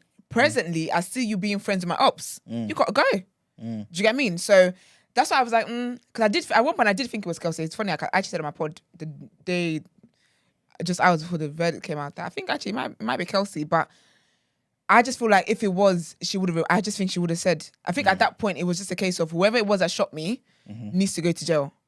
And again, I think people think this was a Megan taking Tory to court. The government took him to court because of the situation. Do you get what I mean? And that was obviously one of the leading situations that they had to reference to, but it's just a mess, man. But I just hope this just sits down and just can relax. It's very easy for me. His security guard, his driver, was there. He was available to be called. Did the defense call him? No. That's his boy. That's exactly. That is his boy. Because you know what it is? Snitching does not apply does snitching apply if it gets you off? Because I'm not saying who it is. I'm just saying it wasn't you. What, as in if Tory knew, just to say he wasn't Tory, hypothetically speaking, and it was Kelsey. So you mean Tory not saying it was Kelsey? No, his bodyguard not coming up to the stand and saying, no, it wasn't Tory. I think his bodyguards, if his bodyguards of a certain creed, and him implementing and saying who it was is snitching. No, but he didn't implement though. Yeah, so because remember there's still 4 of them in the car. Yeah. And right now the trial is just against Tory. So if the bodyguard comes up and says, no, it was not Tory. Oh, that it wasn't Tory. Yeah. No, that's not snitching because you ain't saying who it is. You're just saying it wasn't him. Exactly. And they never had the bodyguard up on the stand. It That's depends weird. because certain people have different thresholds. Some people is like snitching if you just on the stand, just talking to police, just talking to law enforcement. We don't do that. When your bread and butter might be going to jail, because now he's got to get his CV up on. If you back your boy, I don't think, and say he didn't do it, and they ask you who did, I don't know, but I know it wasn't him. Yeah, I know it wasn't him. Like I don't think that's snitching. Yeah, it's a shame though, because now he's got to find a new job and everything. To wrap up, yeah. What was the whole immunity thing? Why did Kelsey get immunity then? How does that add up in you guys' mind? I just think Kelsey was on some. What was the need for it? Kelsey was on some bullshit, man. I don't think Kelsey knew what she was passed going him to the gun. do. I don't know. I don't even know. I just think I don't know. Honestly, I think Kelsey was talking like someone who was on something. So in her allegedly in the September interview, listen to it, Kelsey. No, I haven't listened to it. Well, hopefully I've seen like a little bit. But apparently, she said it was Tory that shot in that particular interview. That's why. Yeah. They said let's just treat her as hostile. So if she said that, I know she's basically trying to say that she can't recall what she said in September. She's now protecting Tory in some form or fashion and bringing into doubt whether that particular interview should be deemed as truth, viable. So I keep saying she's now married to a 1501 dude. Yeah. And they have ties to Jay Prince and him. Here he goes again. No, but it's true though. I can't. It's hard not to think about that. This. I can't unhear this. You telling me you are now married to this guy. And bear in mind, Jay Prince was sticking on Meghan even before this because of the contract that they had. Yeah.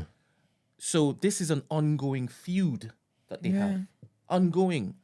In my head, the reason as to why Tory decided to come out of pocket and start going on the offensive is because he was like, that's the only way he could now change people's perception on him being the one who fired. Because nobody else would have thought it was Kelsey or anybody else other than Tory.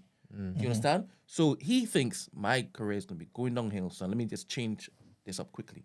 And in that time, I believe he had a conversation with Jay Prince and said, all right, let's switch it up. And that's why it took 2 bloody years for this. 2 years.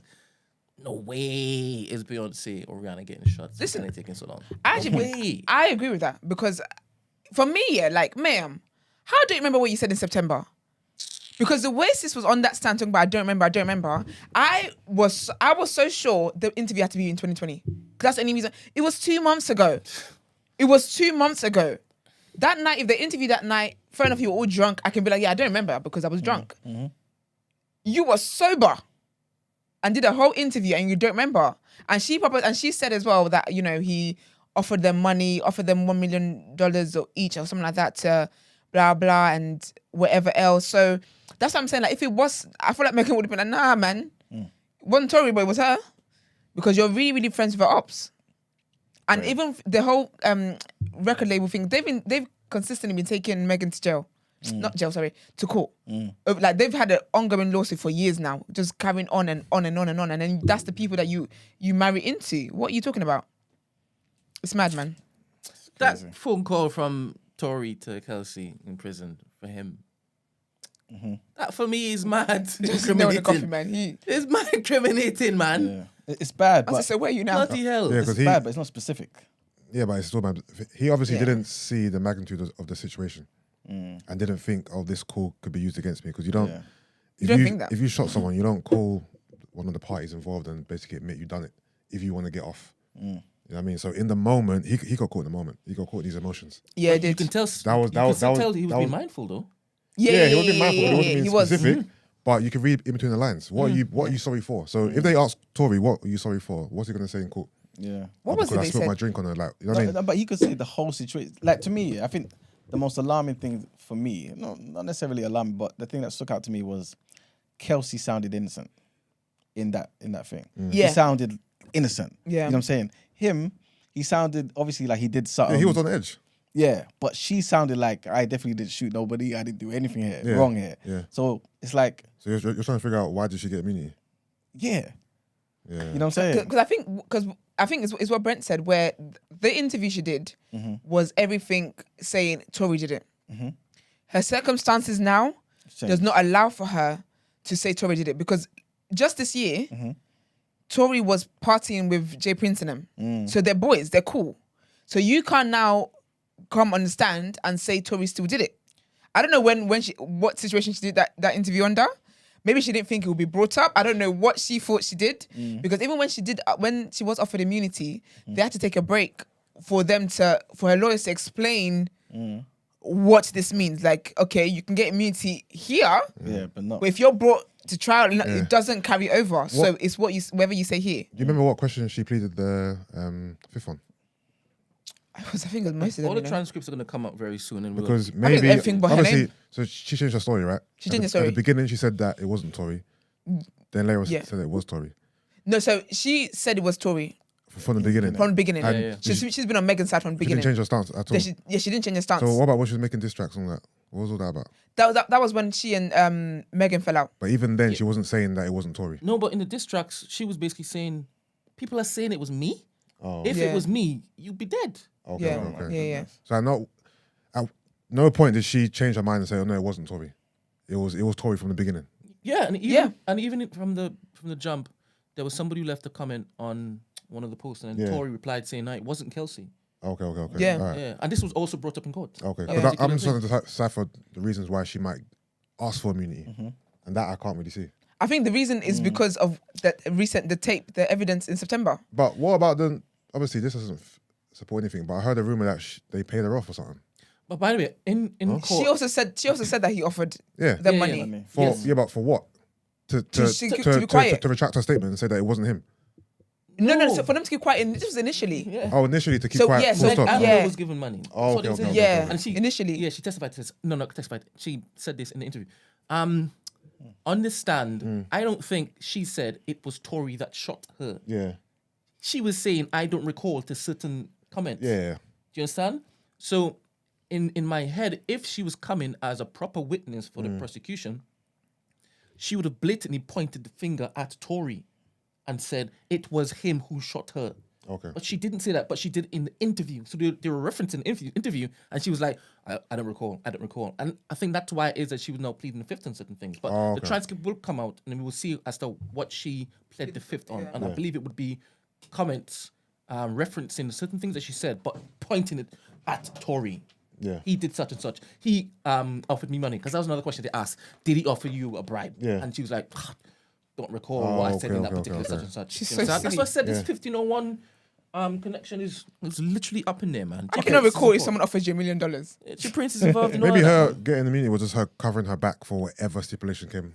I mean, in case there was a lie thrown in there from Tory's team. Do you know just to protect herself, she just asked for that, which makes sense. Do you know what I think as well? I think they wanted a mistrial.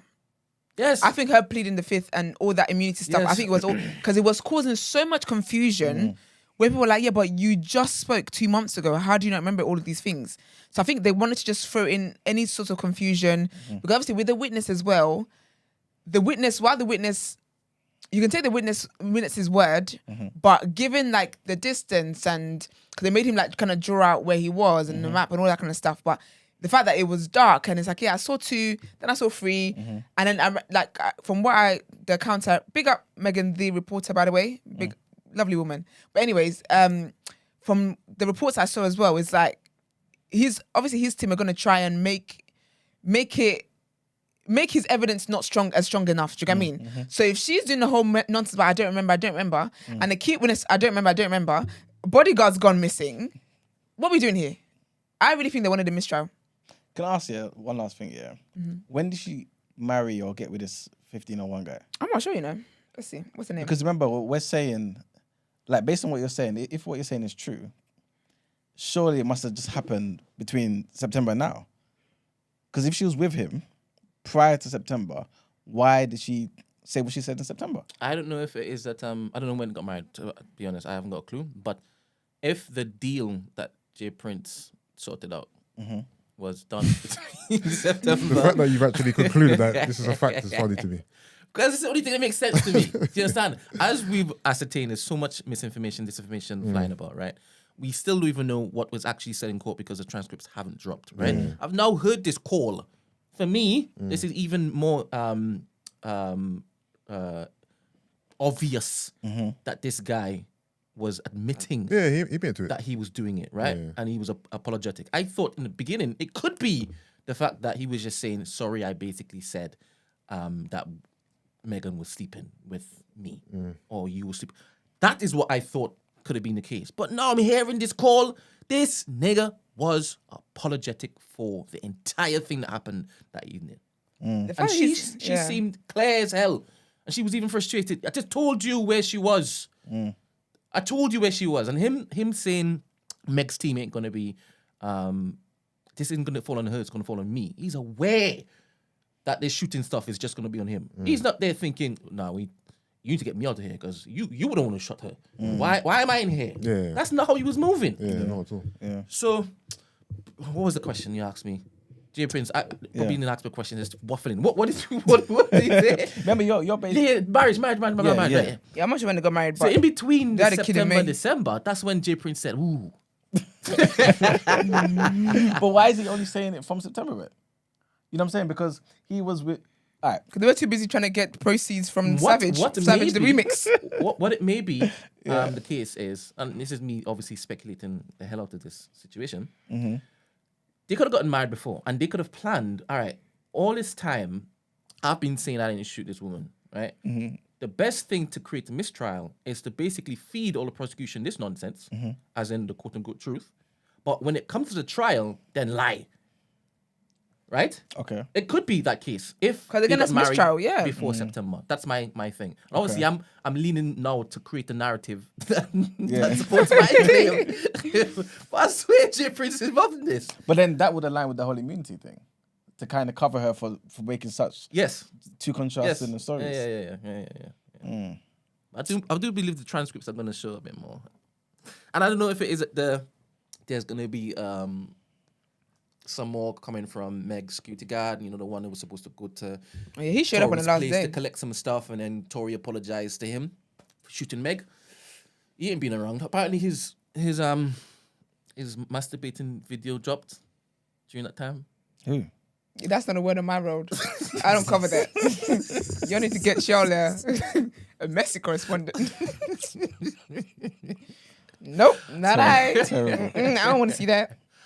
Not cute. Do we think that the 22 years is a bit excessive though? 100%. But you know what is? No, but you know what is? It's not just this. 100% is down to the state bringing it. The thing is that, but it's not just about this. It's the fact that he broke. He was on probation. Okay. So this is why you're going to get the full force of the law, because it's not like it's a first crime. It's not. You've broken the law before and you were on probation not to reoffend. And I know sometimes, I don't know how to do it over there, but with this country, if you're on probation or whatever, sometimes they might carry over the 1 and the 15 from the last ones, and then here you are now. So it's not like solely for this. And he's still got the August one as well. Because that's still going to come up, because he was under house arrest as well. Yeah, and these governments don't like when people Disobey them. people flaunt their blackness, innit? That's true. Anyway, I hope he's got money to fly his producers to Canada to make music from there. I need to see from Drake. prison. That's you.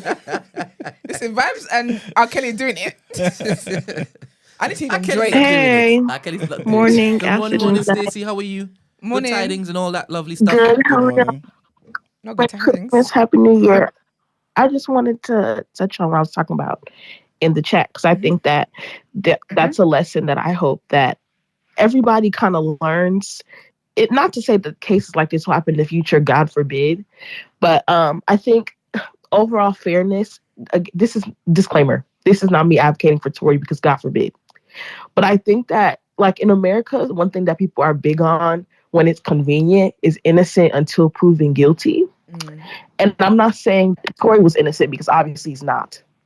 But it wasn't clear as this trial was going on who was guilty. And to my point that I put in the chat, like, I don't like right now how people are forcing those who took the evidence, who were very neutral and took the evidence from what came out in the trial and formed their own personal theory or conclusion. And if it didn't align with what the verdict was, they're big on this. You need to apologize. You're wrong. That, like, no, like, you were neutral throughout the whole thing. And based on the evidence came on the trial, you might have landed on the fact that Kelsey may have did it. at the end of the day, like I put in the community, like Boosie said, we were not there.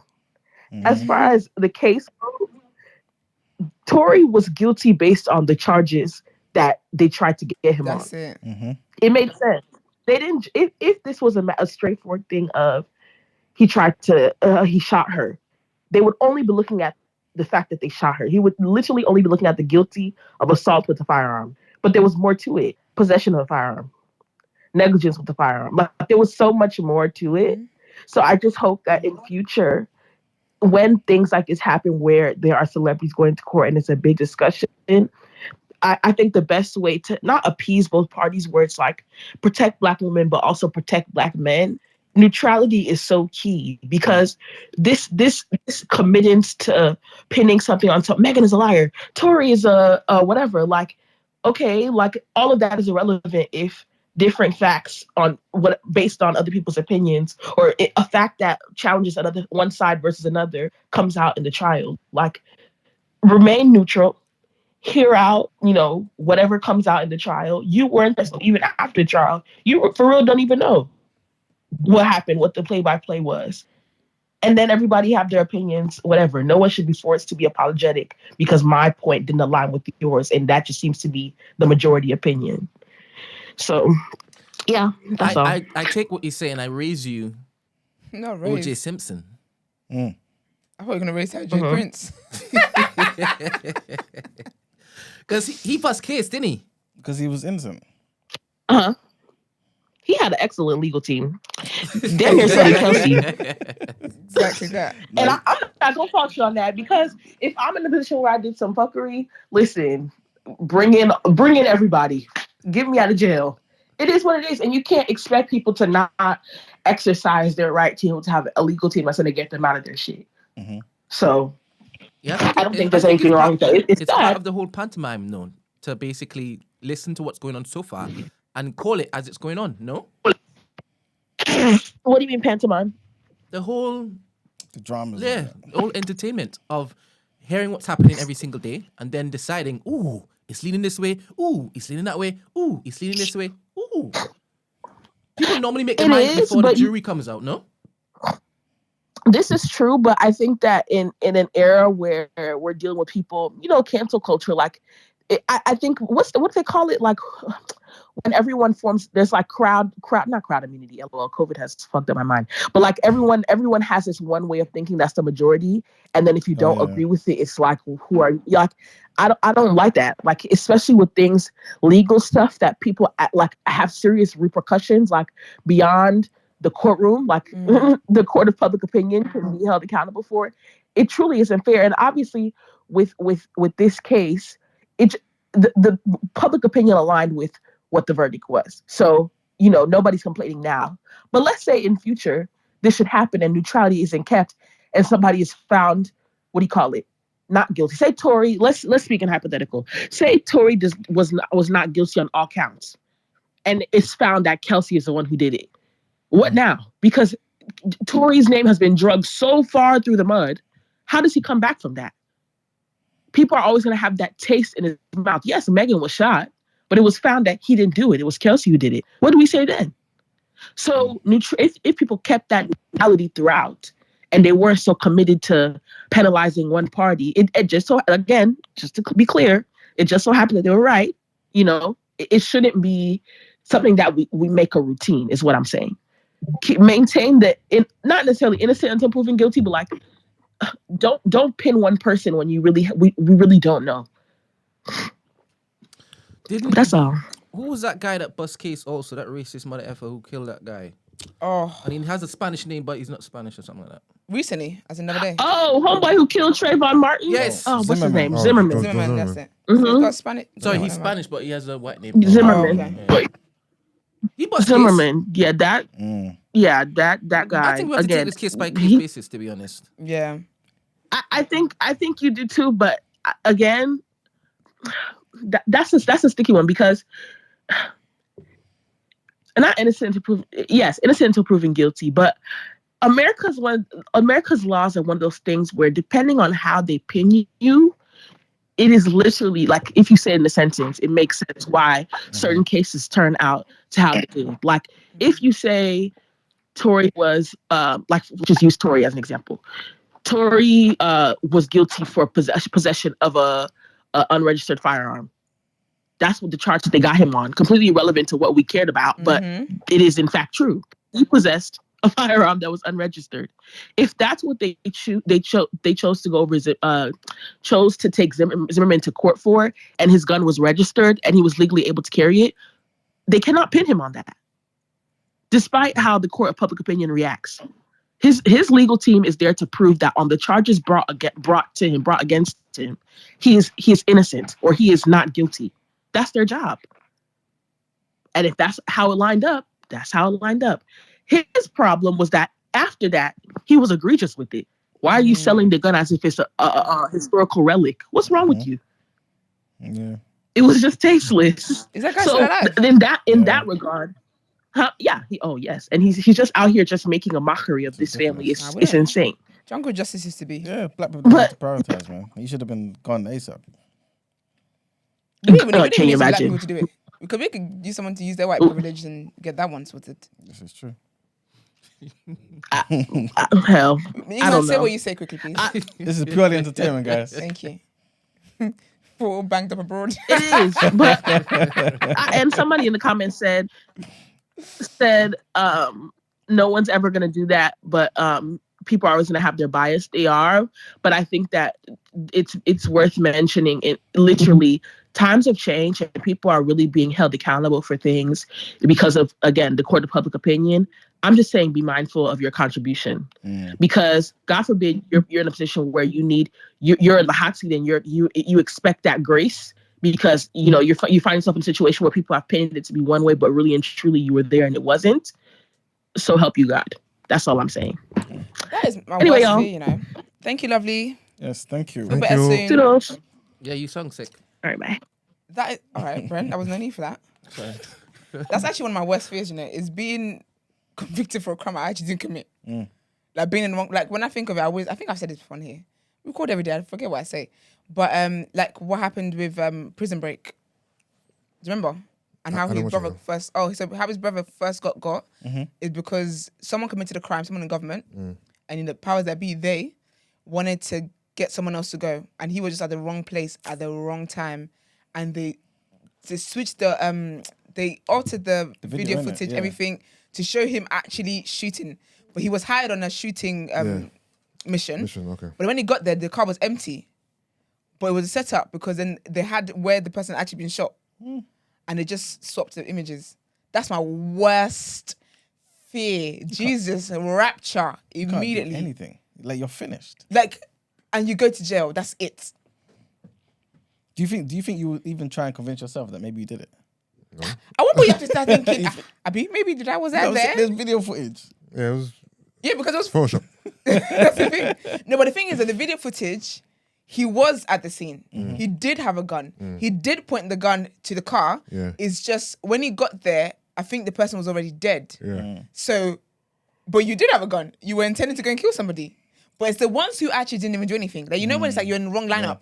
Yeah. And the Karen is like, him. That's ridiculous. And then 60 years of someone, my mom was telling me about someone recently, and he came out after 60 years. Like, what does that even mean? You guys know about deep fakes, right? Deep fakes? Yeah. No. No, what's that? Where computer AI can basically place you in a place where you've never been before by just That's using. mad. Yeah. That's mad. How do we prove that? Photoshop.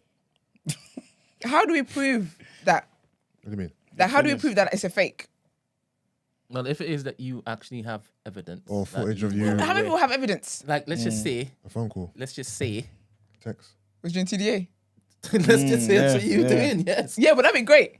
But when I leave here, Anything I get my vehicle, I go home, and you know me, I never do not disturb on my phone. Now, how are we going to prove that I was in my bed having a nap? There was a dope TV series I was watching. It's British. I'll find the name of it, but you guys should watch it. It's all about the deep fake stuff. Is it? Oh, it's all about time as well. Because remember, if you got camera footage, it's got a specific time on it. So let's just say you're pointing a gun at 8:59. Yeah. Right? But you've got a text that you sent at 8:59.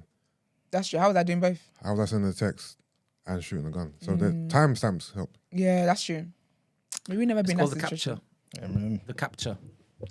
That reminds me. Anyway, Yeah, you guys should check it out. It's really good. that's funny. Okay. Yeah. What is it on?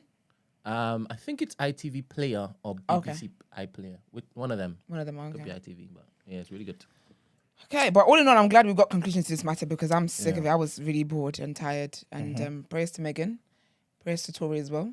It was funny because his last tweet was that no weapons formed against him shall prosper, exactly. and it looked like it prospered. But the father, why wasn't the father like directing any of his energy to Kelsey? Because his dad is a thingy. His dad's a pastor. Oh, was he? Yeah, he's talking about it on so Breakfast Club. he lied to his dad about this whole thing then. Listen, his dad strikes me as the person who's gonna stick. You know, some people that it's like that's my child. I'm gonna stick with my child's side. Yeah. Not me, boy. But some people are like that. The certain crime like my kid can't commit, I'm gonna stick by it. That's mad. That's Especially wild. if your child can fund your life. That's wild, man. I'm telling you. So he was out there with his turtleneck. You know what I mean? You know what they say? His wife was talking bollocks, man. Yeah. Listen, is that kid for me? Like, I'm tell you. Was she Haitian as well? Haitian I said, first of all, you are in a Tweety Bird dress. And purple lipstick, no lip liner. You think I'm going to take you When seriously? he turned around, he told some man to shut up. Shut up. And he quieted up. The family was stressed. The family was stressed. That means they all got to come to Canada. Yeah. That was like, it's my time on prime time. Shut up. Hey, for real. His dad's son. What's his Sunstar? Mr. Sunstar Lanes.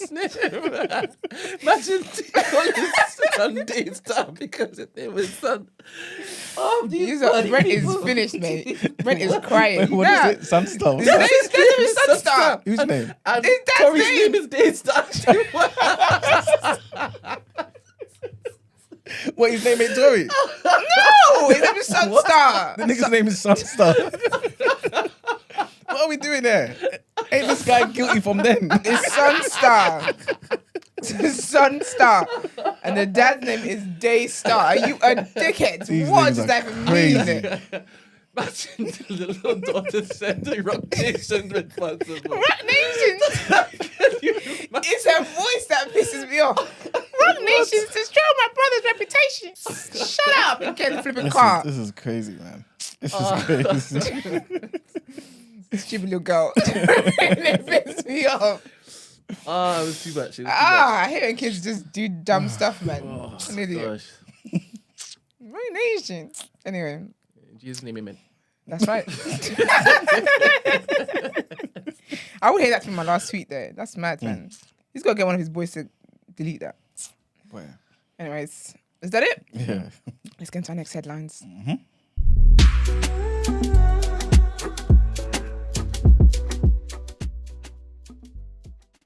All right, so we've got some sad news from the fashion world. And tributes to Dame Vivienne Westwood have poured in following the death of the undisputed queen of British fashion. She died peacefully and surrounded by her family in London, her fashion house said in a statement. Westwood, who was 81, made her name with her controversial punk and new wave styles in the 1970s and went on to dress some of the biggest stars in fashion. Fellow designer Marc Jacobs said he was heartbroken and that she never failed to surprise and to shock. Paying tributes to her life and work, he wrote on Instagram, "You did it first, always. Incredible style with brilliant and meaningful substance. I continue to learn from your words and all of your extraordinary creations."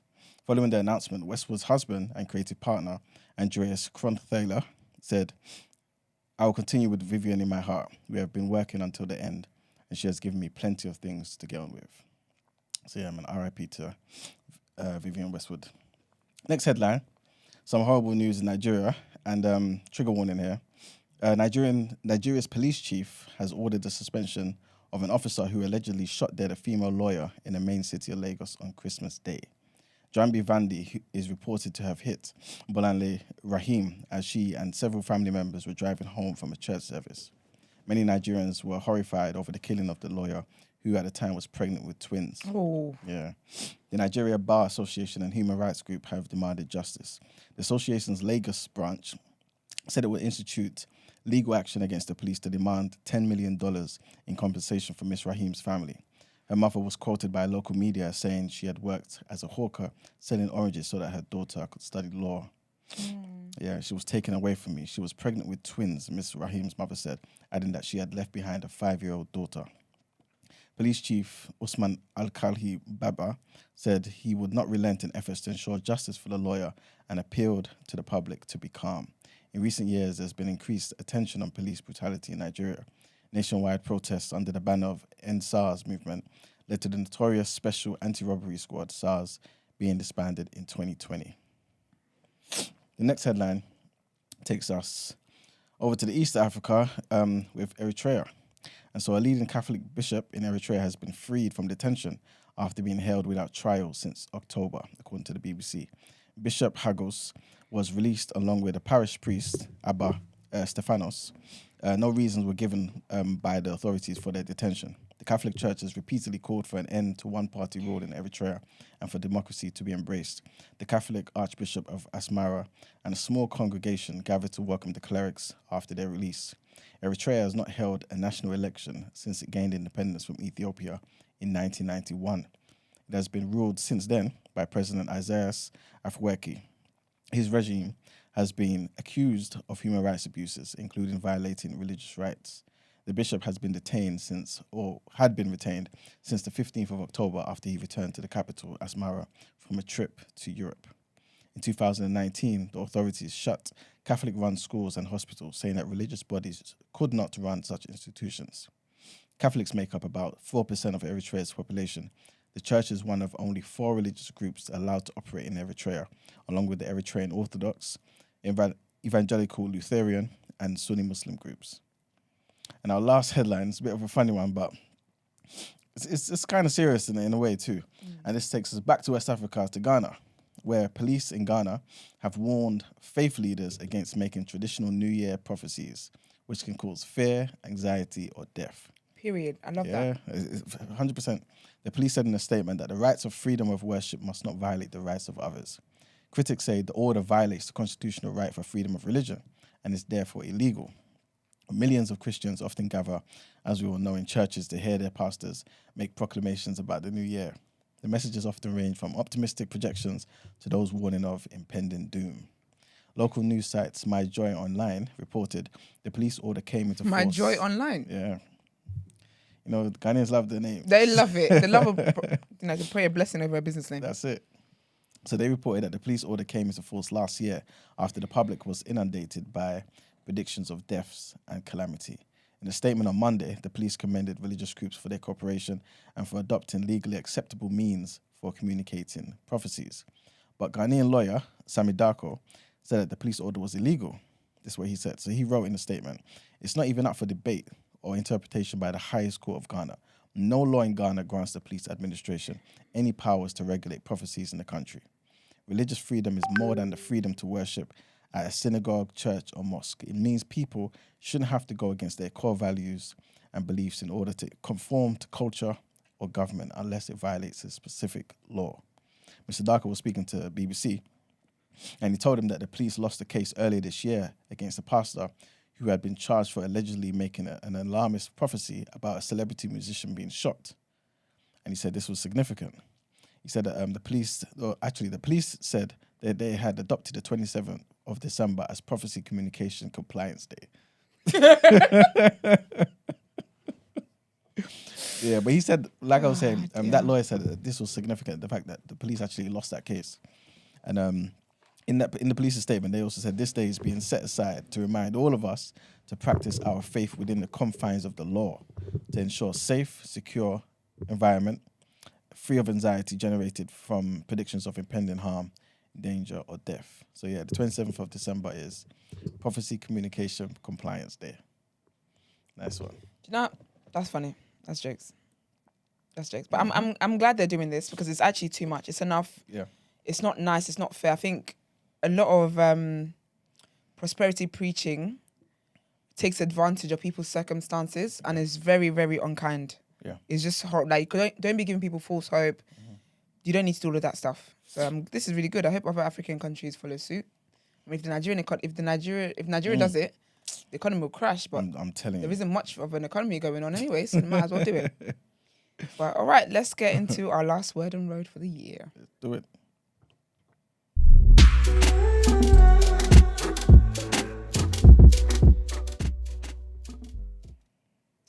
All right, so being the last one for the year, I didn't want to work too much. So there we go. I'm going to do a roundup of things that happened this year. I may forget some stuff just because, you know, I don't live on all the roads. But if I do, I'm sure you guys will let me know. So obviously we started recording in April, right? But before that, a few things happened. So the first one that I remember, this is the kind of things that kind of rocked kind of trends online. And when I say the culture community cared about, I mean more our skin folk. So I will not be talking about Harry Styles. I don't care. All of that stuff, that's not my business. But yeah, anyways, so the first one was Megan Good announcing her divorce from Devon Franklin in January. Oh, that was this year? That was this year. That was a moment. I think they were married for like over 10 years. And obviously they did the whole, they're a Christian couple and all of that stuff. And people were happy because people felt like sis broke free. Okay. But I don't think it was that, because she was still the way she was in terms of like still dressing sexy and whatever. Obviously it wasn't inappropriate because she's a married woman anyway, but she lived what she looked happy. Yeah. And even when people would come at her and kind of bring up her past or whatever, he would always defend. That was so attractive. He would always defend her. What's wrong with her past? I don't know, because like she had this party girl stigma. Yeah, she did. Yeah, okay. This party girl stigma, and also like obviously she's an actress. Like she'll kiss in films and all that kind of stuff. And obviously when they go on red carpet, sometimes she'll have cleavage or like high thigh split dresses, and people will talk about that. And at the Christian conferences, and he would always check whoever it is that brought up his wife's name. Like literally, don't do that. And then in February we found out about Kim K and Pete Davidson dating, which in my opinion was the start of Kanye's foolishness, but we'll get there. And then February is also when Gervonta Edwards, like we mentioned earlier, passed away. March was the iconic "Keep my wife's name out your fucking mouth." Yeah, that was a moment. Yeah, that was really a moment. Did you guys see the video before you heard about it? Because I heard about it and I didn't believe it. I thought it was just I saw the video first. Okay. Yeah. I thought it was a sketch. You know, like how when you host award shows, you just do that. And I thought, oh, you guys have got the wrong end of the stick. That was wild. Yeah, actually, I think I heard about it, then went to look for the video. I think that's what happened for me. I think we would do the same thing again when it is that we were saying it was a fake. Oh, it's real. It's fake. Nah, impossible. It can't be real. Blah, blah, blah. Until we saw more information. It's human, yeah. And then you see more information and then you say, take that man to jail. And then the conversation moved to he was protecting his wife. Oh, yeah. Terrible. And then it moved to... Do you remember when people said that the only reason why he did that? Because to be fair, though, in the video, he did laugh at the joke. He was laughing. Then Jada looked at him and said, "You're laughing?" Then he got up and reacted. Because I'll be honest with you, that slap didn't even look like... It didn't seem like his character. It felt like, for me, and this is speculating again, but it felt like for me, he did it under duress of, I've got to do something. It didn't come from the heart. It didn't. For me, the iconic thing about all of that was Lupita's face. Sis thought it was all a joke. She was like, what? It's a mess. And then from April to like all the way to June when the case was concluded, we had the Johnny Depp and Amber Heard situation. And this year, I was actually shocked when I found out, when I read this back, this is when Kevin Samuels died. May this year. Yeah. Feels like it died ages ago, like last year. To me, it felt like it was this year. Really? It felt like it was actually recent. Really? Yeah. For me, it feels like, because I'll be honest, from 2020, it's all been one long year for me. I can't remember what happened when, but yeah, this is the year he died. That was sad as well. And then June, we found out about Diddy and Young Miami dating. Which she said they go together real bad. And then July was the time for all the exes to give them some kind of hope. Because J-Lo and Ben Affleck finally got back together. That was positive. And they got married and all that great stuff. A lot of people were happy about that, isn't it? Yeah, they were. I can't remember what happened in August, outside of my birthday and Marcus's birthday. September is Ray J when he finally gave us a tea about that damn sex tape. And that's another thing we can put to bed. Thank God. Yep. Certain matters, I'm just over it. I don't want to hear about it anymore. 100%. If you're not going to tell us the truth, just stop it. I just need Diana's one and then we're really done. You know what I mean? Yeah, so Ray J, that's when he spilled all the tea. And then September, also in September, is when everyone found out Nia Long has a man. Because you know she's always been this crush of everyone. Yeah. It's when people found out she had a man, and then people found out he cheated on her. She's got kids though, innit? He's got one kid. With him? Yeah. Oh, okay. Oh, that's good. It's like 11 or something like that. Yeah, so that was also the same month, and people were like, how dare you? Nia Long. Yeah. And then October, when we found out about Tia getting a divorce, one of the sister twins, Tia Mari. She announced a divorce. Well, also another long relationship. We spoke about it the other day as well. Yeah. Tia's the more white She's the black one. Oh, is it? Tia's the black one. Okay. Tamara's the valley girl. Okay. Oh, so Tia actually got married to a black man, innit? Yeah. Oh, man. Nigerian and everything, is it, bro? Yeah, but you know how black men do. I'm joking, I'm playing. And then October as well was when Leslie Jordan passed away. That little man, the little white guy. When you see his face, you recognize him. The glasses. Very, very good vibes. That was sad. October is also when Kanye went on Drink Champs, and that was just the beginning of all of it. That also feels like it should have been ages ago for me. Do you recognize him? Yeah. I recognize him, yeah. So cute. Very adorable guy. And he bought his first house as well. He used to live with his mum. And he actually bought his own space. Like his Instagram is so positive. It's more positive than Will Smith before he slapped somebody. Because he used to be very positive on Instagram. But Leslie's one was so cute. And then he bought his first ever. And he was like, guys, I have my first ever apartment, blah, blah. I think that was a couple of months maybe before he passed away. But yeah. And then, so October is when we had Kanye on Drink Champs, talking all the nonsense. Yeah, and then Norway coming out and apologizing, which is funny. And then October, Kanye being dropped by Adidas. Yep. Kanye being dropped by Balenciaga. Kanye's anti-Semitism tour. Same October, Kyrie's anti-Semitism behavior. Allegedly. Ain't nothing alleged about that. And then November was quite sad because literally the 1st of November is when Takeoff passed away. And then also Davido's son passed away as well. And in December, the victory month, because Meg won her. Meg won the case. Meg got justice, and sadly for Tory Lanez, he's going to jail. Also, what's her name? Vivienne Westwood also passed away, which we talked about earlier. But two good news. Firstly, the second one is more important than the first one, but I'll say the first one first. Lupita soft launched her man on Instagram, her boyfriend. And it was so cute because basically, he tweeted, and please tell me I have the receipts. I do, because I'm lit. So basically, in 2016, he tweeted, hypothetically speaking, of course, let's say you're seated behind Lupita Nyong'o on an airplane. What would be your opening line? And then he said, anyone comes up with a good opener for me with Lupita, send them, because I'm really sitting right behind her on this flight. And they're together in a relationship. Very, very cute. Very, very, very, very cute. Is he like a somebody? He's very fun on Twitter. I'm not sure what he does. Okay. Where's he from? He looks... Selima. Mexican? No, he's Indian? not Mexican. He's black. Look, I'm guessing this is the guy. Selima. Let me see. Let me see. Nah, this ain't him. Sure. This guy's Indian, man. Is he chubby? Nah. This is Brent. This is an Asian guy. I don't want to see it. I don't want. Maybe I'm showing the wrong picture. No, that's just a friend or something. That's the guy from flipping Black Panther, you egg. I haven't watched it yet. That's a castmate. But is he Indian? He's something. And he's part of Wakanda. No, he's mixed. He's mixed. Mixed with what? Wakanda. I want to see. No, he's mixed. He's definitely mixed. Okay. Isn't he my best friend? Oh, this is the fella.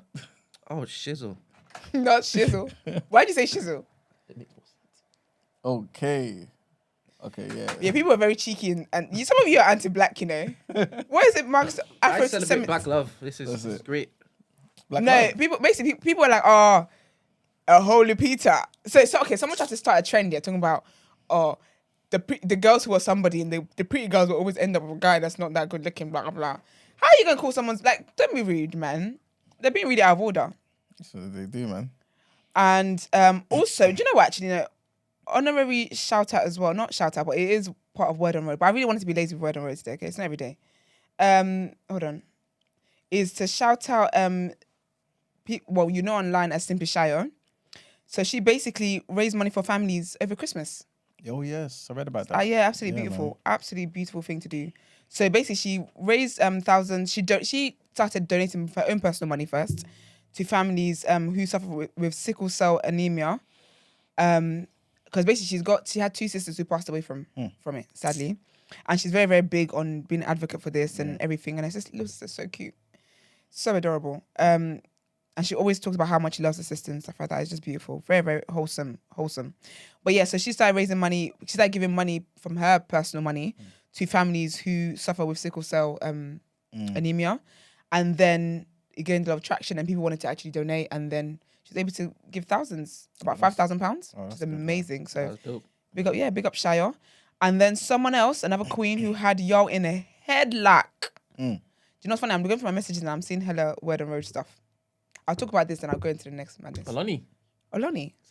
Celebrations. She had, first of all, Oloni got engaged, which is absolutely beautiful. Congratulations. Congrats. Beautiful. Absolutely wholesome. Beautiful. I don't mind if we've gone all the way to the end in this one. Really needs to. And I'm guessing it's the same man who had a lot. Do you know what? It's just always a certain kind of caliber of men that just always talk. And I just always say to women, I hope you lot are watching these things and you're making a list and you're checking it twice because these are the men to avoid. Oloni had, she actually broke the internet. I'm not being funny. She actually did. She really did. Beyond the UK. She really did break the internet because the guys had the little torn boxes in a bunch.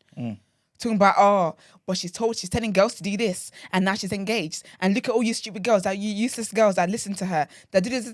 And my thing, why I concluded, right, is that men hate women. Men hate the women who encourage other women to know their worth. Because they did the same thing to Grace Ajilore. They did the same thing to Tony Tone. Again, Oloni. It's ridiculous. Any woman who is in a public platform who tells other women to know their worth and tells them just to know their worth. That's really the message of all of this. Men just hate that woman. And people, when I tell you she was trending for days, somebody's engagement. It was ridiculous. But big up Oloni. Congratulations to her. And Nigerian Twitter were definitely in a chokehold over it. And that again just proves my point. Go back to the interview with Six said it. Yes. When I said I could not date a man from back home. This is why, because their mindset really just shows, and they just want you in the kitchen pounding the yam fresh. Your shoulder socket coming out of his socket because you're grinding pepper. It's foolishness. Where do you think he's from? I reckon he's probably Nigerian. That's what I'm thinking. Yeah. I guess you can never know, innit? You never know, and I love that. I love this whole trend of not showing your person and just enjoying things. I love it because I do believe we've overshown it on the internet. It's too much, man. So I love this idea of people just keeping things to themselves and doing what they need to do. It's absolutely great. But congratulations to Oloni. I'm looking forward to the wedding looks. I know she's gonna serve. That's if she wants to share it. Some people choose not to, and that's also great. Who did we see the other day? Was it Mel's Wardrobe? Mel's Wardrobe. Okay. Yeah, her wedding. The same thing. Right? Yeah, she got married quietly. Yeah, good. I loved it because everyone had to basically keep their phones and they had to submit their phones in little plastic bags. No one was allowed their phones. You just get to enjoy the moment and just do it. And her wedding was, I think it was amazing because it was literally a secret. Anyone who needed to know knew, and they were there. And I like the fact that the only people that came were people that could respect it, respect my privacy. You know what I'm saying?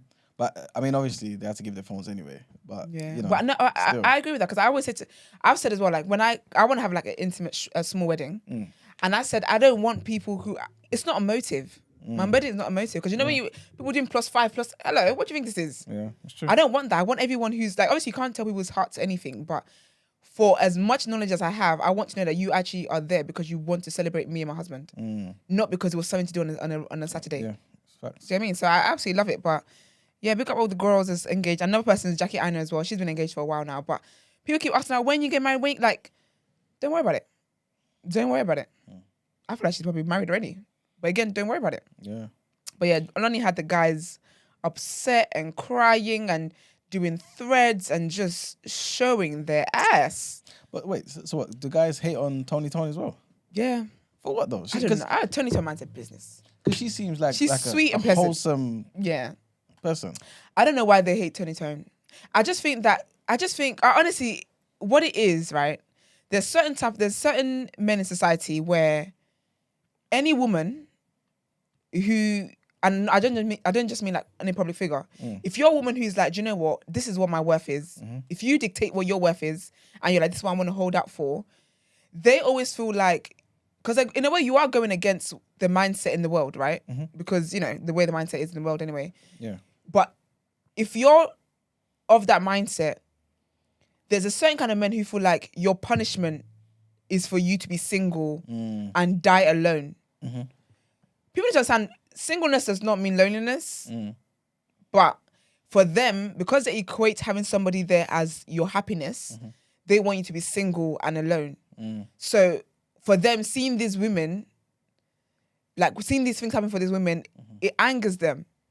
And I just think it's the most pathetic thing, because how can someone being engaged, how can someone moving on with their life, how can that have you so pressed that you're genuinely annoyed, you're genuinely online calling all sorts of names and anger, because what? You wanted them to be single forever.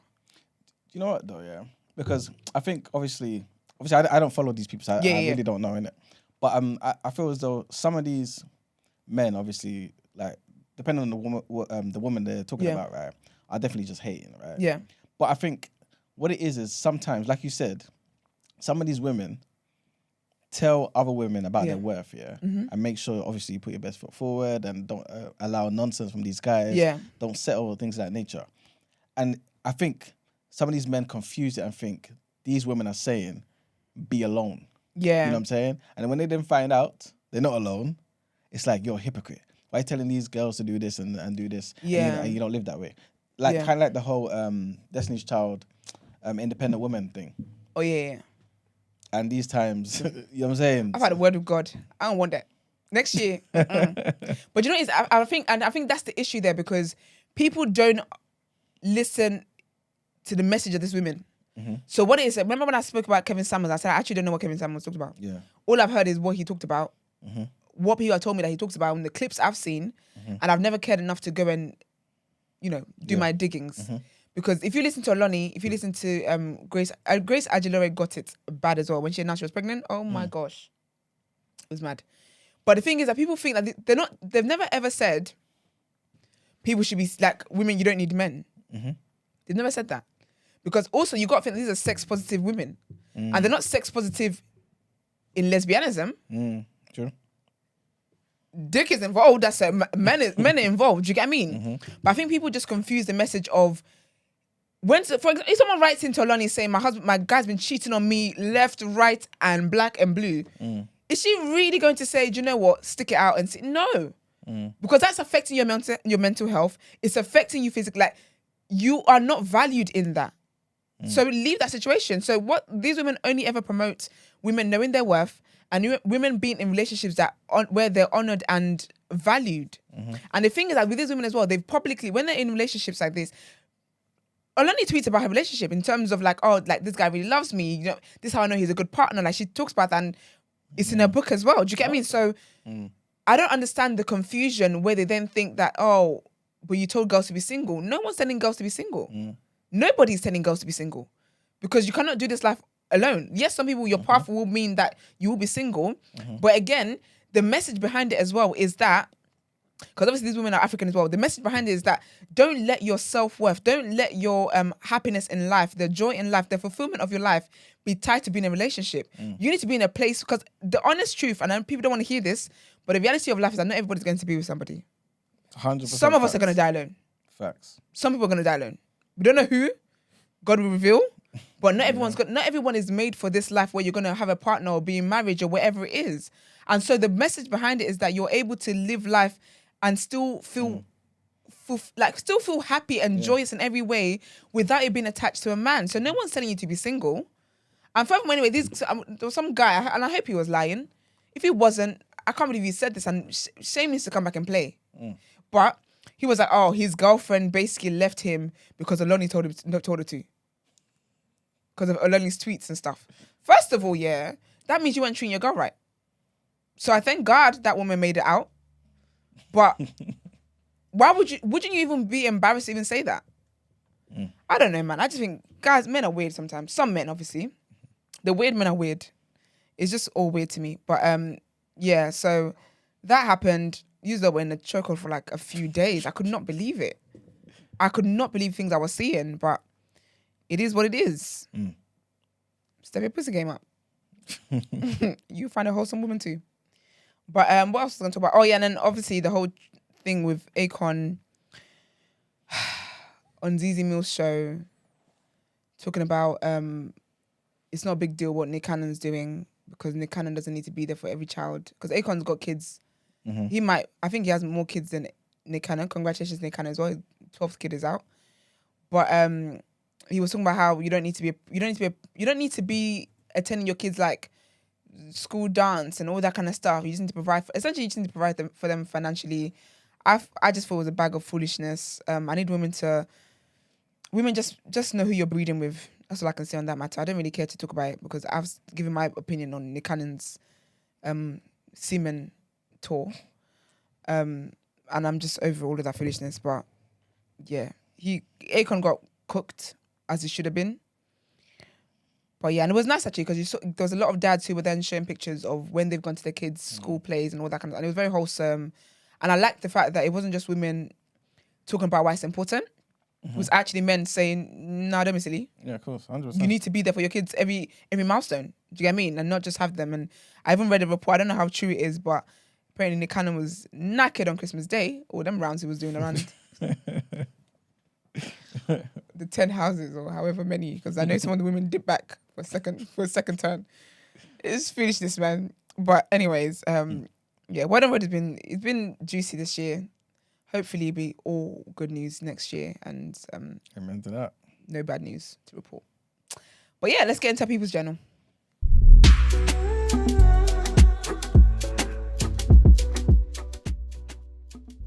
He's probably got like 13 or something stupid like that. Akon. Yeah. He's got hella wives. He's got like 10 wives. He's got bare wives. I remember his 10th wife came on Love and Hip Hop one time.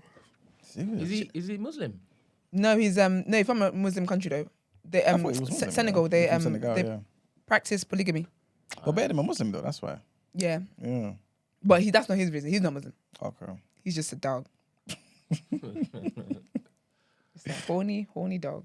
But yes, it's obviously a difference in mentality. That's why he was saying what he was saying about nicking it. Like, because you know. But anyway. Thank you. Welcome to the People's Journal. Welcome to the People's Journal. I give you the news from an economics point of view. So I've got bare things to kind of touch on, but I'm going to touch on them very briefly and in a weird kind of order. But anyway, first thing is a sad thing as well. And a care agency boss basically described the NHS as a joke after a disabled man was forced to wait for 48 hours in A&E. So this particular guy who has like severe epilepsy and stuff had been taken to a particular hospital. Can't remember the name. Grange Hospital. I think it's in Wales, if I'm not mistaken, complaining of chest pain. And typically, you know, if you got chest pain and whatever, depending on what you put in on the NHS website, if they say, like, if, for example, you say yes, like chest pain right in the middle, for example, they see it as a full-blown emergency, like heart issue. Yeah. And they'll come to your house immediately, right? Obviously, now we've got strikes and we've got all this type of stuff that's happening. And plus, on top of that, this guy is a vulnerable man as well, disabled. And having to wait for 48 hours in A&E is just crazy. You had to wait in a chair with no food, apparently, for 36 hours. This was happening in the UK. Like, you'll never think something like this was even possible. But again, hopefully the government can sort certain things out, man, because this type of thing should not be happening at all. Let's jump all the way to Nigeria. And basically, I wanted to know a bit more about this story, but I just want to touch on it briefly. And this had to do with a 26-member crew, of men who were on board a cargo ship, right, called the MT Heroic Eden, right? The rest of the sailors were from Sri Lanka, Philippines, and Poland. But 16 of these sailors, the main people, were Indian. And they basically came to Nigeria, yeah? So they doing what they were doing. But for them, obviously, they weren't allowed to go back to wherever they came from. Yeah. And the reason is because according to Nigerian authorities, the crew members have been charged with conspiracy, evasion of lawful interception, and unlawful export of crude oil. Yes. Obviously, I don't know how true it is. We have to look into the case more. Mm-hmm. But yeah, I just feel that's just wild that you can come from, if it is true, you can come all the way from India, from the Philippines and wherever that the area is, come down there and just try and, you know what I'm saying, just take advantage of the whole corrupt law system that's there and just try and leave the country with crude oil, man, with barrels of crude oil. But yeah, they got caught and Nigeria refused to let them go, man. On top of that, same subject of Nigeria, oil in Nigeria, and Shell has agreed to pay $16 million to 4 Nigerian farmers and their communities, which is brilliant news, man, to compensate for damage that allegedly was caused by pollution coming from the leaks in Shell's oil pipelines. Stuff like this has happened in the past before, right?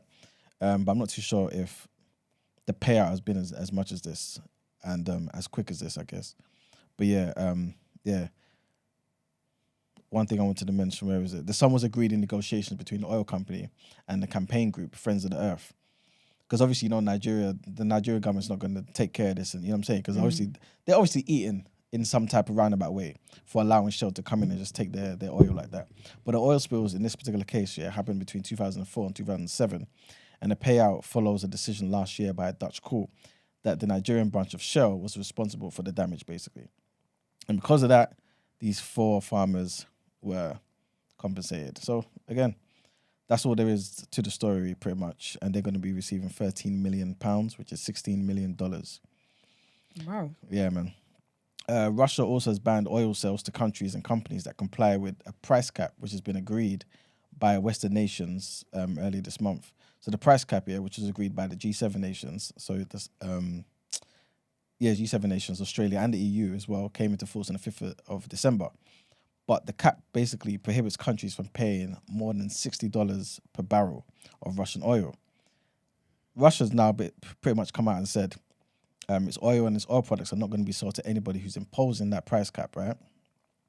And obviously this is the whole back and forth because of the war and this, that, and the third. All this type of nonsense just still going on in it. And basically, Putin came out and basically said that only he will be able to give special permission to certain countries, right, that fall under that ban to actually get oil for particular prices and things like that nature. Is the UK on there? Yes, I believe so. Oh, so it should be cheaper then? No, but Russia's not going to allow you to buy it, basically. Oh. Yeah. Yeah. Yikes. Yeah. So they don't want nobody benefiting from this. Because if you benefit from it, I guess there's no real dependency on Russia long term, and the amount of money they will get long term won't be what they should be getting. Okay. You know what I'm saying? And so, Putin's not trying to allow other countries to benefit right now at all. You know the company Deloitte, yeah? So basically, they've come to the news because they're looking to cut the UK office temperatures by 2 degrees Celsius to save energy, right? So apparently, just reducing it by 2 degrees Celsius is going to be cutting costs and carbon emissions and all of that type of stuff, yeah? Across 22 sites, that's what's going to be happening. They informed staff of the plans this month. Which is expected to result in savings of about £75,000 just for December alone. So again, the reason why I'm mentioning this, it's not the biggest, obviously, headline or whatever, but just to reiterate to people out there that in your homes right now, when you're just reducing your temperature just by 1 or 2 degrees, like it doesn't make a big difference in terms of what you're feeling, but in terms of your pocket, you'll be saving a lot of money. So obviously, people consider that, man. Yes, recently, Apple and Tesla's stocks have basically dropped recently. I read something about how Bill Gates as well, he was one of those who made a lot of money off of Tesla, basically Tesla stocks dropping, because he shorted on their thingy. So he predicted it was going to drop. He basically bet on that, and he's making a lot. Yeah, exactly. He's making a lot of peas. So Apple shared that this has been its lowest point since June 2021. Tesla stock also dropped 73% from a high, from its highest point, which was in November 2021. Yeah, companies obviously they've struggled due to the whole COVID thing, restrictions, lockdown. A lot of their manufacturing centers and everything that to do with their company is in China and that part of the world and stuff like that, innit? So obviously, they've been affected in a very big way. Like I mentioned earlier in one of the headlines, though, China has announced that it's going to be lifting the quarantine rules for travelers on the 8th of January. So hopefully, they're kind of anticipating investors will start seeing, you know what, this is a good time to reinvest in the companies again. And it doesn't mean it's the end of the world for them long term. So we'll be able to chase that up. All right, 8th of January, what's happening? The whole law is about China, people be able to fly back and forth out of China. All right. Yeah, that's kind of gone. And this is a bit of a weird one, yeah, but basically Russian soldiers, yeah, that have been called up to fight in Ukraine, they've been told that they have a chance to store frozen sperm for free. Yeah.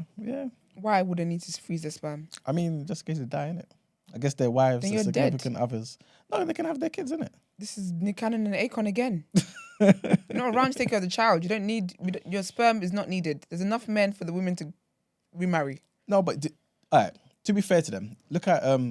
this seems a bit of a wild example, yeah. But look at... what's her name? The Kardashian. Chloe. Thank you very much. That one, yeah. Chloe, I don't know where you're going with this, but Chloe's not anybody to use as an example other than being a clown. This is very true. But I just wanted to say, just to highlight that she just wanted to have kids by the same guy. And there are women out there who just want that same guy. So even if the guys aren't around, at least all my kids are by the same guy. The funniest thing about what you said? What happened? Hella same guys. Chloe's man. That one wasn't a dick talk. So many girls wanted to have the same kids by the same Tristan. Tristan was needed everywhere. It's true. That's fair, but again, it's the whole thing about beyond kids, innit? I think people look at kids as like owning a plant. But I think it's not that. You also have to look at it this way, like in terms of your family unit. Like a lot of people have one kid. They don't want to just have one kid. Not because of them, but because they don't want a sibling to be alone. Yeah. Can't be. Yeah, you know what I'm trying to say. The kids to be alone. They want them to have siblings and stuff. Now, God forbid, the husband's at war and he dies. You know what I'm saying? You kind of, you know what I'm saying? If you really want to have that second child, you would want this opportunity. But you know what? Do you know what? When you just said, what's interesting about when it comes to like child bearing, yeah, it's never about the child. People don't think about what's best for the child. I think they do. They don't. Why is that? Why is that? Because people always think about what it is that they want. When it comes to like single parent households, it's what I want. That's true. When it comes to, you know, the man's going to war, we'll have the kids, it's because what we want. Even though he might die, his say is still part of the vote. Yeah. Like, it's with adults, it's always what adults want. It's never what is necessary for the kid. It's for every child, it's necessary for them to be in a house of two. So whether you're going to war and you're going to die and you've got one kid, okay. I don't know. Trust me. I hear you. I think in society we need to start thinking about what is beneficial for kids rather than what. Then again, people didn't really count to Balenciaga, so can I really expect that? No, I can't. I can't. But you know what the thing is, yeah. To be fair to them, yeah, a lot of people who come from single parent households, they're lone children, right? They say there were certain struggles that they faced because they were the only child, and they definitely do not want that for their own children. So, you know what I'm saying? So it's them considering the child. I know, but I don't think two kids grieving a parent is nicer than one kid being a lone parent, only child. To be fair. You weigh up the, nah. I was going to say, to be fair, the second one won't be grieving the dad. No, you'll be grieving because you never got to know your dad. That's mad. All you hear is memories. And they probably won't talk about it much because, again, it triggers them. So you don't even know where you came from. You just know half of where you came from. It's mad, isn't it? It's very wild. I think in society, we need to start thinking of what's best for the kids. What if, though, something happens? Obviously, this is a bit of a wild thingy. Something in the war happens and you can't have kids anymore. You'd be all right. No, but you want to come home and you still want to, you know what I'm saying? Listen, kids are not the prize, bro. Same-way marriage is not the prize. Same-way partners are not the prize. Kids are not the prize. For some people. It should be for everybody, but I guess, some people. I can admit that for some people. But I think if you can't have kids, it's not the end of the world. You're alive. If you freeze just... Yeah. Do you know what? You know what? I think everyone's all the just best different. parties involved. Everyone's just different, I think. Yeah. Because, you know what I'm saying? Like we said in the show before, kids is like the height of blessing how you feel, you know what I'm saying? But for some people, like you said, it may just be career. It may be just being with your husband or wife, or, you know what I'm saying? Yeah. But yeah, at least they've been given the choice. They've got the option, which is good. And it's free too. Yeah, if your dick gets blown off, you gotta... Hopefully not, but yeah. But yeah, for real. Would you rather your leg got blown off or your dick got blown off? Nah, the leg has to go, man. Leg. Brent? Yeah. Now he's thinking. I have 2 legs in it, so... Okay. Oh, yeah, that's true. Both legs, one dick. Both legs on my dick? Yeah. How far up the leg? Both legs on my dick. Because Okay, let's move on anyway. Let's move on. no, because we got... Look, I'm clocking some things. Let's move on. All right. Thank you. All right. I didn't participate. All right. So, anyway, You're annoying. let me go on to the next thing. Avatar. So, our Avatar basically had made $1 billion at the global box office in just 14 days, which is means it's the fastest film to pass that milestone this year. So yeah, have you guys seen Avatar? I've downloaded it. I'm gonna watch it later on today. I've seen the first one. And I think any film that requires 3 hours of my time is just so selfish. I don't think I'm going to watch it. Is it that good? Did you watch the first one? No. Oh, that's First was good. It was an experience, man. Yeah. Experience of what? A new experience. What, animals on the ocean? I don't remember it. I saw the first one when it came out, but my recollection of the movie is 0. It wasn't that great then. I'm not watching the second one. It's a long time ago. See? I have no interest. It's a long ass time. 2009, the first one. Oh, yeah, I was in school. I remember that. But like... When was the last... what were you guys just spoiling in the intro? What was the show? Best Man Final Chapters. What was the last one of that? That was recently. It was more recent. Yeah, I was in uni at 2015. No, part 2. Part 2, yeah. Yeah. I was in uni. Oh, so because you said uni, mine went back to like Oh, years yeah. ago, but you only in 2015. Okay. Yeah, I think, yeah, let me check. I don't think it was even that long ago. It was the Best Man Holiday, wasn't it? Yeah. Mm-hmm. The best. Why are you making that? And before reference? that? Brent, 20 years ago, actually. The first one's 20 years ago. 20 years ago? Yeah. That's why they all, and that's why it's No, the amazing second that one. The second one. No, the first one was 20 years ago. Yeah. The second was 2013. I was not in uni. I watched it in uni. Yeah. That came out in 2013. Time flies, Yeah. but that feels like it was way, way recent. And then the first one, let's see when the exact date. I remember there's a whole thing about 1999. That's amazing, you know. I didn't even know about the second one, so I was questioning the whole 2009 thing.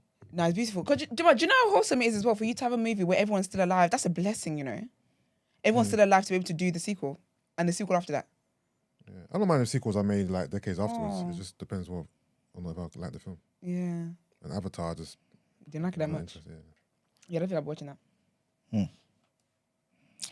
Next thing I want to talk about is, did you hear about this whole stampede in Audi when they were announcing that they're going to be selling this new energy drink called Prime Energy, which has been created by KSI and Logan Paul? I was embarrassed. I thought that was embarrassing because I saw it. I saw what's that thing called? the conveyor The belt. shopping conveyor belt. Yeah. But what was that about though? It was the drinks. Yeah. Well- Basically, it's their new drink. Yeah. Their new energy drink, right? I guess they would have probably put limits on it because the one I saw was a Taser's story. Yeah, and I just saw it on Twitter. Okay, yeah, I saw a story. I saw the same picture Yeah. and it was like 3 each. Yeah. But I feel like they must have limited them because they were dying. But for it. what's the hype about the drink though? I think it's just because of who it is, and also because online, apparently, it's sold for £20. It can be sold for £20. A bottle. A bottle. But what is it? It's an energy drink. It's an energy drink. And Audi was selling it for $1.99. I'm trying to decipher what's the USP The of this great drink. thing, yeah. Like why are people lining up to buy this drink? I think it's because of them two guys, isn't it? Did it only? Is it only available in the UK? Like, I'm not even too sure. Because- about that, to be honest with you. that's the only reason why people should be dying for it like that. Do you get me? I don't understand the hype. I don't get it. It's crazy. What's even more crazy is people selling on eBay. Apparently, £300.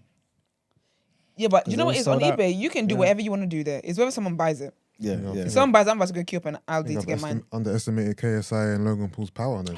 No, they're huge, man. To me, I'm thinking, what is the big deal? Yeah, they're huge. I didn't even know there was a deal. Exactly. Mm-hmm.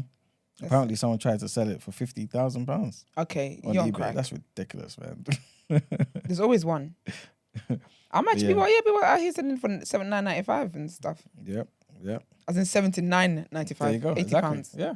See, People don't have. Anyway, I guess. it makes Cost sense. of living. During this cost of living crisis. And the last thing I'll mention is, have you heard of the Liver King?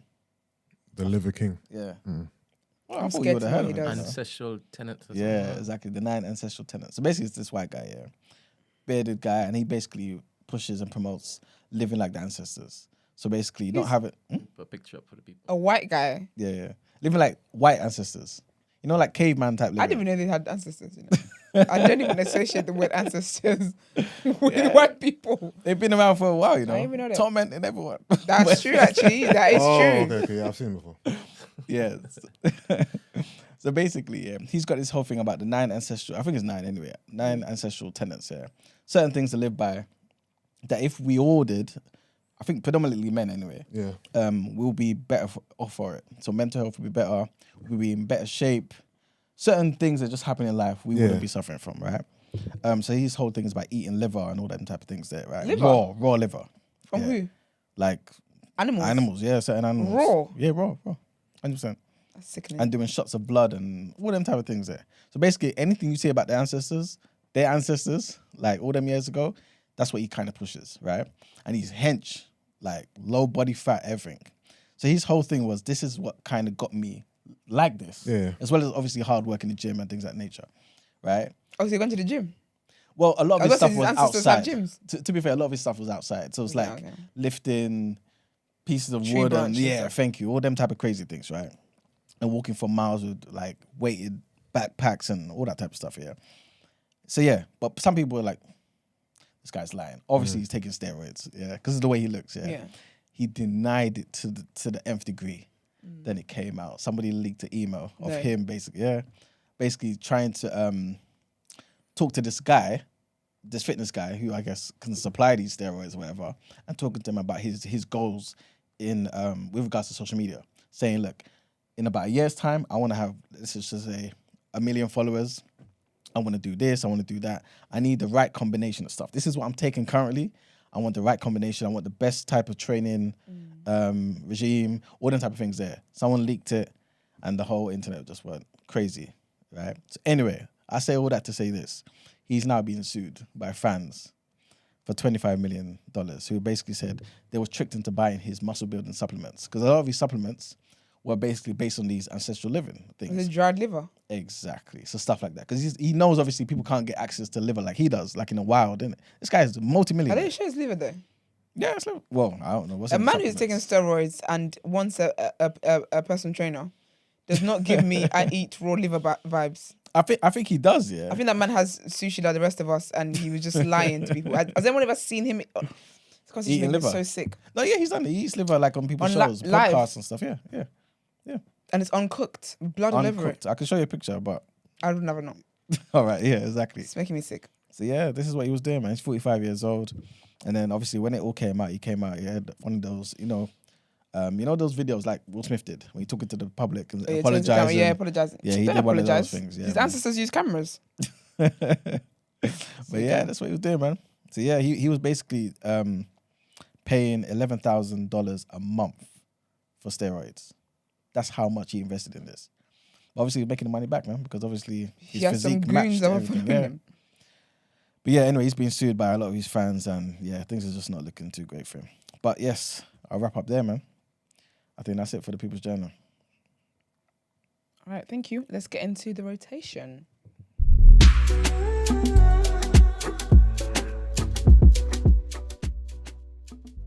Because I got to leave at 12 o'clock.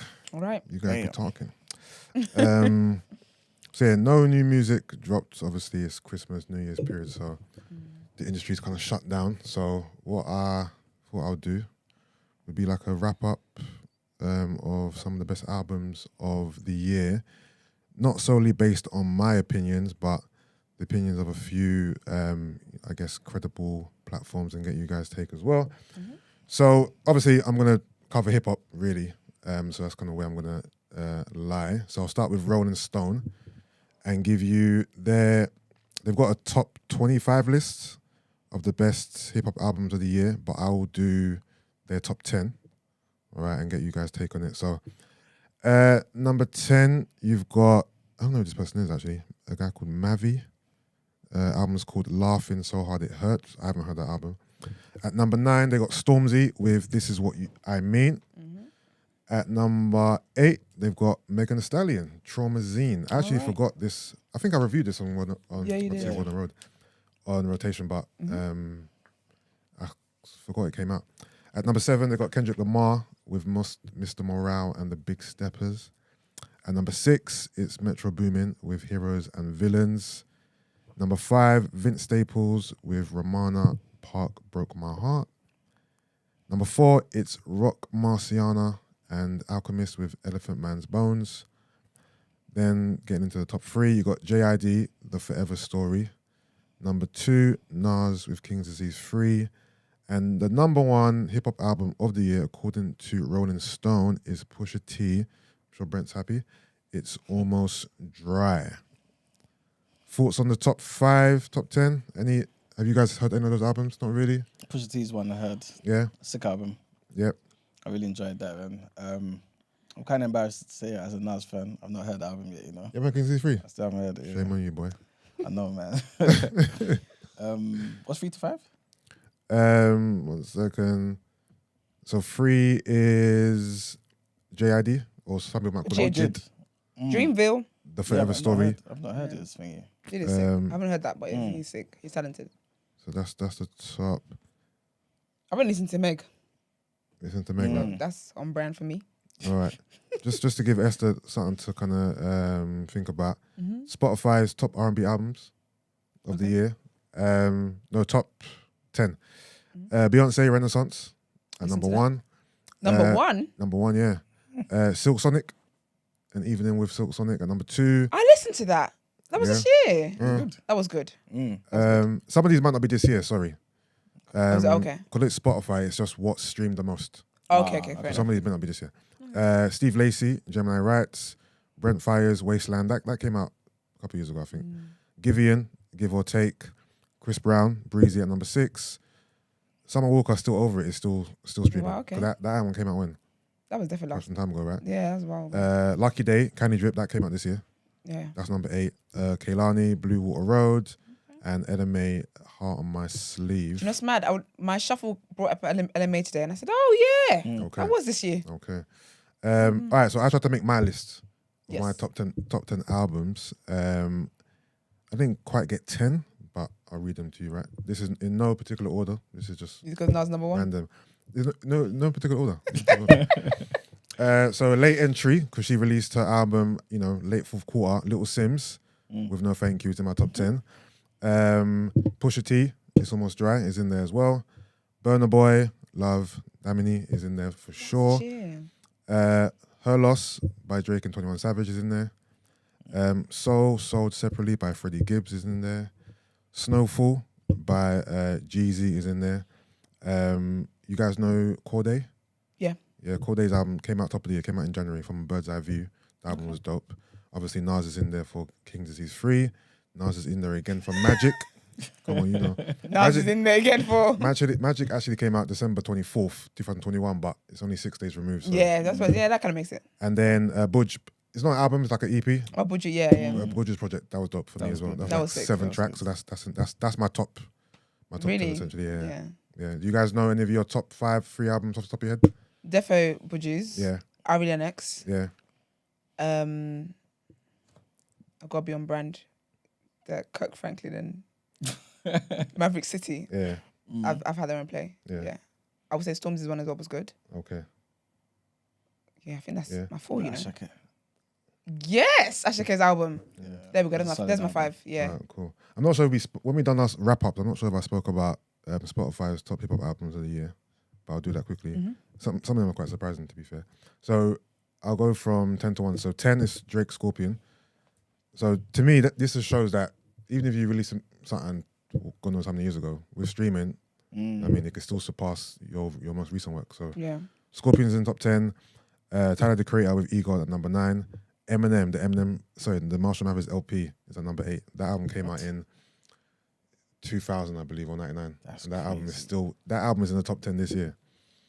Kendrick Lamar, Damn. Gunna's album. I think people forgot about Gunna's album because when jail. Case. Obviously, remember, Pushing P was a big song. Actually, the guys are pushing a lot. Remember, Pushing P was the big slogan, slang, movement at the top of the year, but now it's just been forgotten about. Number 5, Future, I Never Liked You. That came out this year. That's one with the Thames and Drake song on it. Oh, yeah, okay. Drake, Honestly Never Mind, at number 4. Another surprise for me was Eminem, The Eminem Show, at number 3.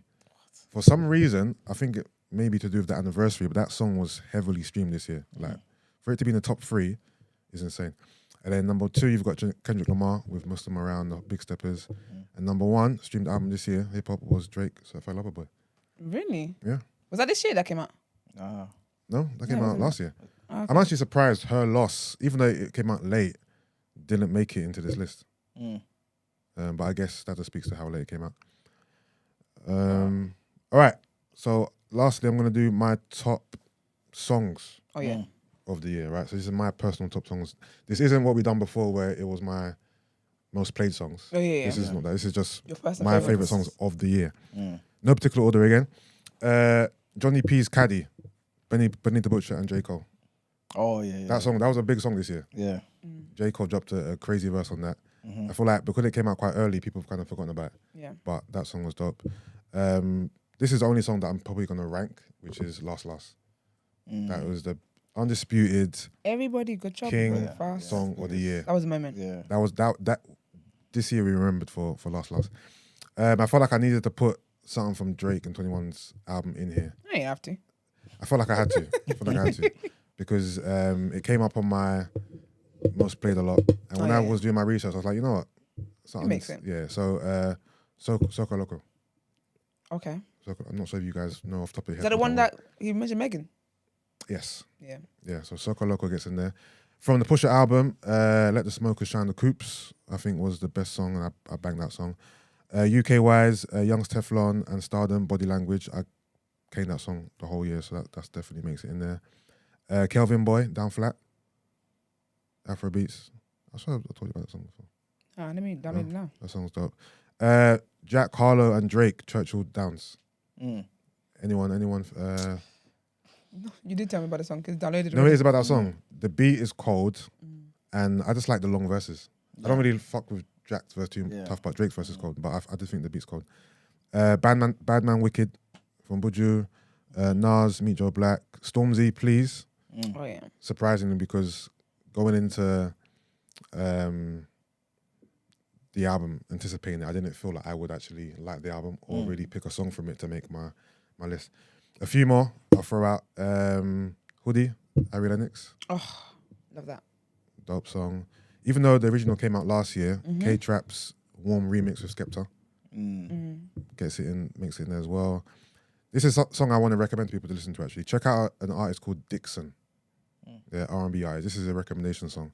He's got a song called Only One. Okay. The song is dope. Sounds like my vibe. Dope. So check out Dixon, Only One, yeah. That Biggie song that came out earlier on in the year, I think that's the one with Ty Dolla $ign. I thought that was dope as well. So how'd you spell Dixon? Dixon is Dixson. D-I-S? X. As in X-O-N. DMX. He's a white guy. No, he's like a brownie guy. You say brownie. The album cover is like a blurred face. It's not coming up on Apple, you know. No? Yeah. Dixson. Dixon. Oh, D-I-X. Yeah. Oh, sorry. Yeah. As you're working. Yeah. Oh, yeah, found him. Last one. You know what? Check out another artist actually that I fucked with this year that a lot of people put me on. A guy called Larry June. Okay. He's a good rapper. He's got a song called Late Nights with Jim Jones and another guy called Jay Worthy that I thought was dope as well. So yeah, man, those are my favorite songs of the year. Also, something popped up that I wanted to quickly discuss. The New York Times names Kendrick Lamar as the greatest rapper of this generation. Wow. Do we agree? Kendrick. So I'll put the other names in the hat. So obviously, this generation, greats, I guess you're talking J. Cole, you're talking Drake. Yeah. Other people who might put their self in the mix, you know, Wale. No. You've got the... I can say no like that. No fight. Nicki might throw herself in there. Nicki's take herself out and go and focus on other things. Also, this generation, are we talking, for example, 2010 up until now? Yeah, it will be. So that's the time frame we're using, right? When the Kendrick releases first, about 2010. We'll say 2010. I feel like those artists, they all emerged and, you know, peaked Over the last decade. in that span, right? Yeah. I personally, taking into consideration all different elements, would put Drake there. Yeah. If this is based on just ability, then I'll put Kendrick above him. But if it's based on every aspect of it, Drake for me would have to be there. And you know what? I agree with that. I agree as well. Because if it's everything in terms of making a mark, like Drake has been working. Yeah.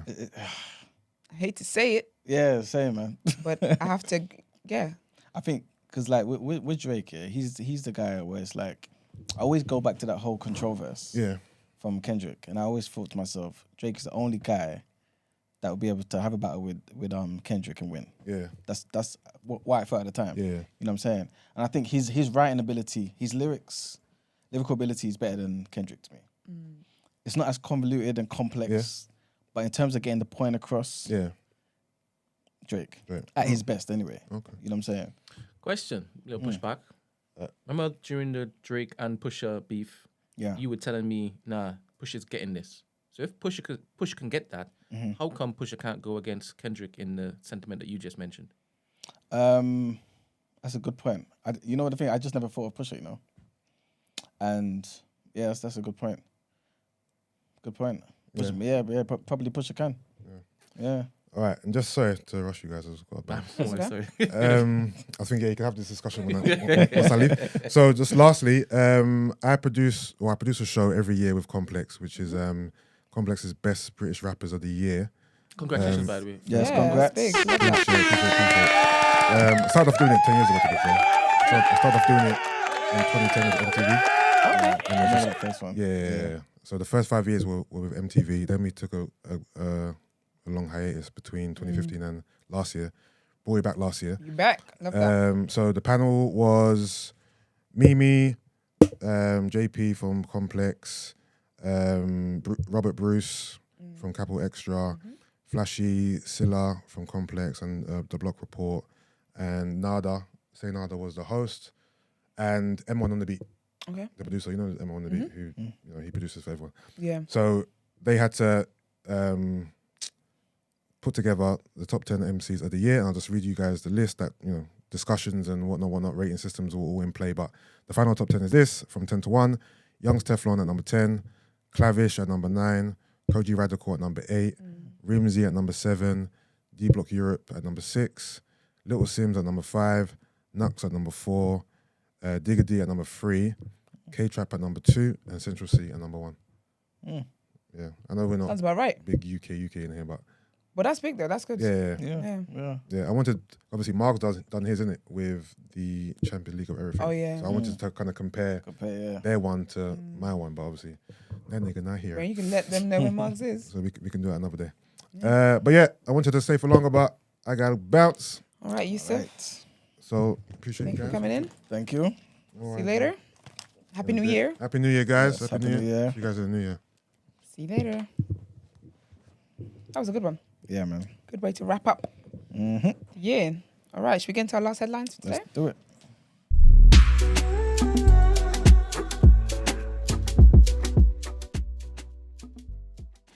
All right, so I've got a few things to get through. And this first one, sad, man. And this is a trigger warning. There's a lot of trigger warnings in this last headlines. And a 10-year-old boy from Milwaukee is being charged as an adult with first-degree reckless homicide in the November 21st killing of Kiana Mann, who's age 44, but more importantly is his mother, who he shot in the face in their home for refusing to buy him a VR headset. Wow. Yeah. The boy's aunt, Rhonda Reed, told WTMJ TV on Tuesday that when she talks to him in custody, he claims not to remember the shooting and quickly shifts the conversation to his favorite topic, computer games. She also said that when he calls, he's just like, make sure all of my tablets and laptop and everything of mine is properly packaged. Meanwhile, the boy's grandmother, Lurifa Mann, said she can't bring herself to speak to him, telling the outlet, I hope I do one day, but right now, no. He took something very precious from me. I can't believe he did it. He needs to pay for what he's done. Reed said that her nephew had been attending therapy for more than a year for mood and conduct disorders, and part of his treatment plan included limiting access to electronic devices. Prosecutors say that after his mother refused to buy him a $500 Oculus VR headset, he shot her in the face and used her credit card to purchase one of the devices online. The boy then allegedly told his grandmother that he was sorry for killing his mother and asked where his package was. Earlier this month, the boy's attorney, Angela Cunningham, asked for a bail reduction from $50,000 to $100, which was the amount he had in his piggy bank. Oh. Yeah. The judge, Jane Carroll, denied the request and imposed a travel restriction on the minor that will get into effect if he manages to post bail. So yeah, it's a very crazy sounding story. But are they black or white? Yeah, they're black, you know. Where's that? What country is this? America, Milwaukee. Maybe, because I'll be honest with you, I think the kid is he's mentally younger than he is. Yeah. I don't think he's actually. I actually don't think he's deep to what he's done. Because to say, oh, can you just take care of my tablets and stuff like that? Because you know what I mean? Because usually, like with kids, you know, even when a kid is a baby, yeah, that makes sense. When a kid is a baby and they do something cheeky, they know they've done something cheeky. Yeah. But it's like he's not aware. Something. So some of this magnitude, he would know that this is a madness. Yeah. Maybe in the back of his mind he feels like, oh, one day I'm gonna be home. I kind of feel bad for the kid, you know. Because I'll be honest with you, I hate to do it, but for the last time this year, if this is a white kid, they would have been testing him for some kind of illness. Why are we not doing that with black kids? To be fair to them, they may do. They need to. It's very early in the case and stuff like this, but I don't think this child is well. Yeah. Not in a rude way, but I just don't think. You're right. It doesn't make sense. It doesn't make sense, and I think the conversations he's having as well, with like, oh, can you save my toys? Can you? Yeah. It's what you said. He thinks he's going back home. Yeah. So I don't think he's deep in what he's done. And he's being tried as an adult, you know. And also as well, oh Lord, this whole thing with behavioral things and whatever. Some of it is linked to some form of illnesses. But when it's the white kids, it gets diagnosed. When it's black kids, it's moved. I've seen a lot of adults this year actually come out and be like, actually, I've been diagnosed with this. And that makes sense why my attention span was low. That makes sense why I was causing trouble in school and stuff like that. When it's black kids and they do something and they're crying out for help in whatever way it is, they're always just deemed as naughty. Yep.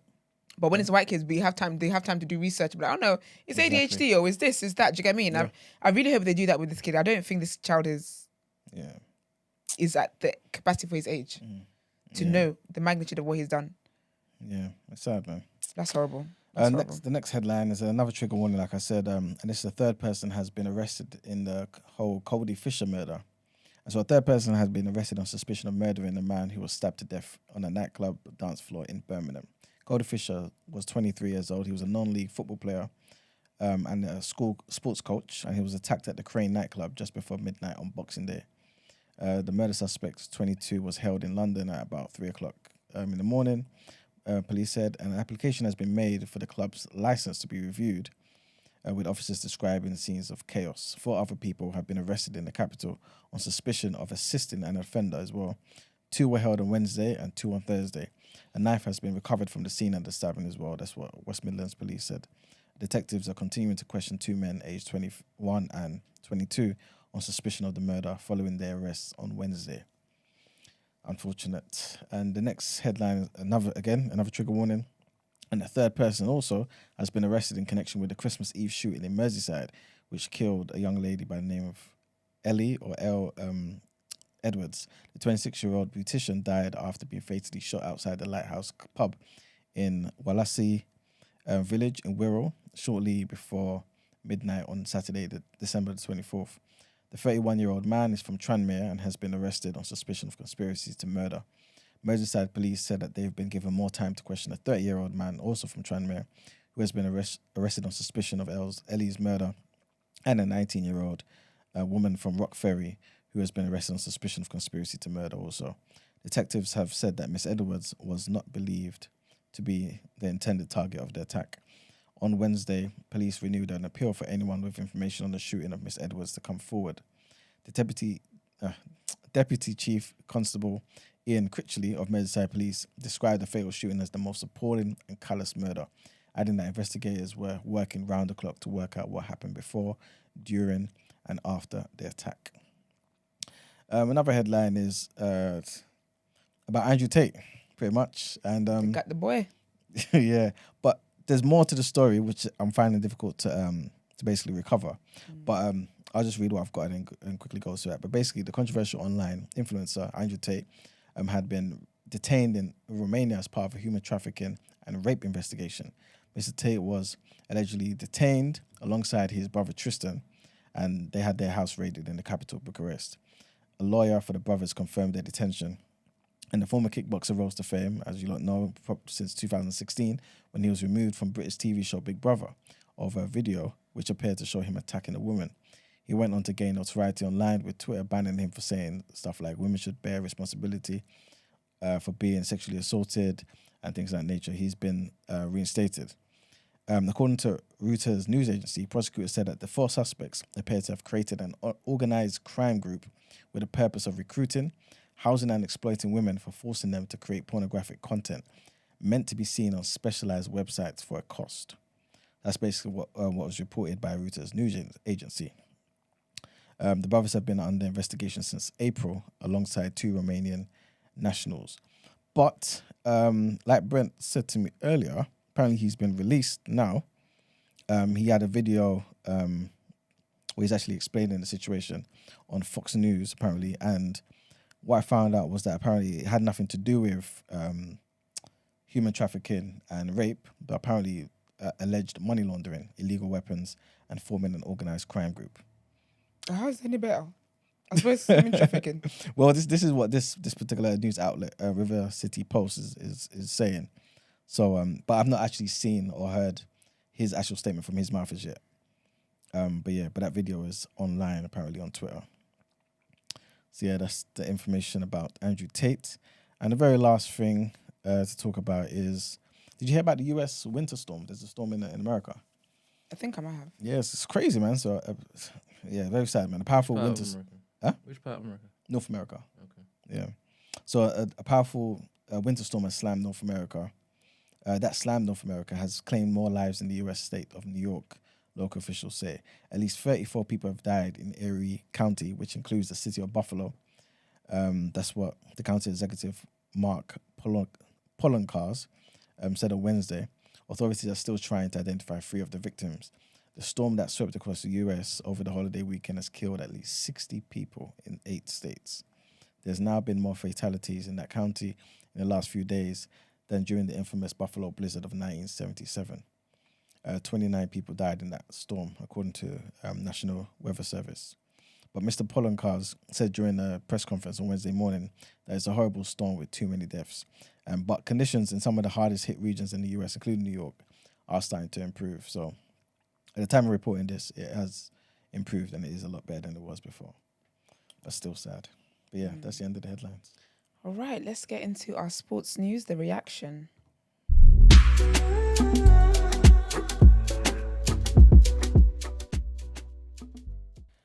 All right.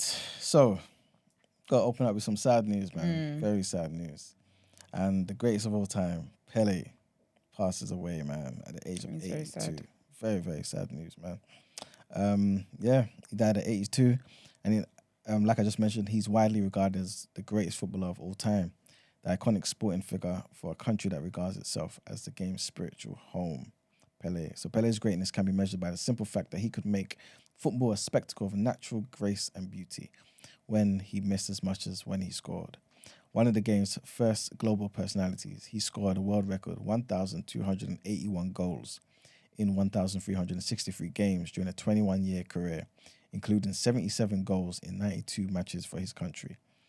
and layered his brilliance across a career spanning from his start as a teenager with Santos to when he finished his career at New York Cosmos.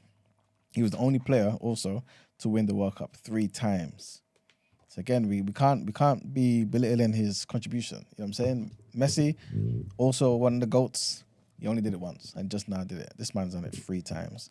Right, with different generations. You know That's amazing, yeah. you know. Did it in 1958 when he was like 17, 1962 and also in 1970. And even FIFA named him the player of the century in the year 2000. But he'd been suffering with kidney and prostate problems in recent years.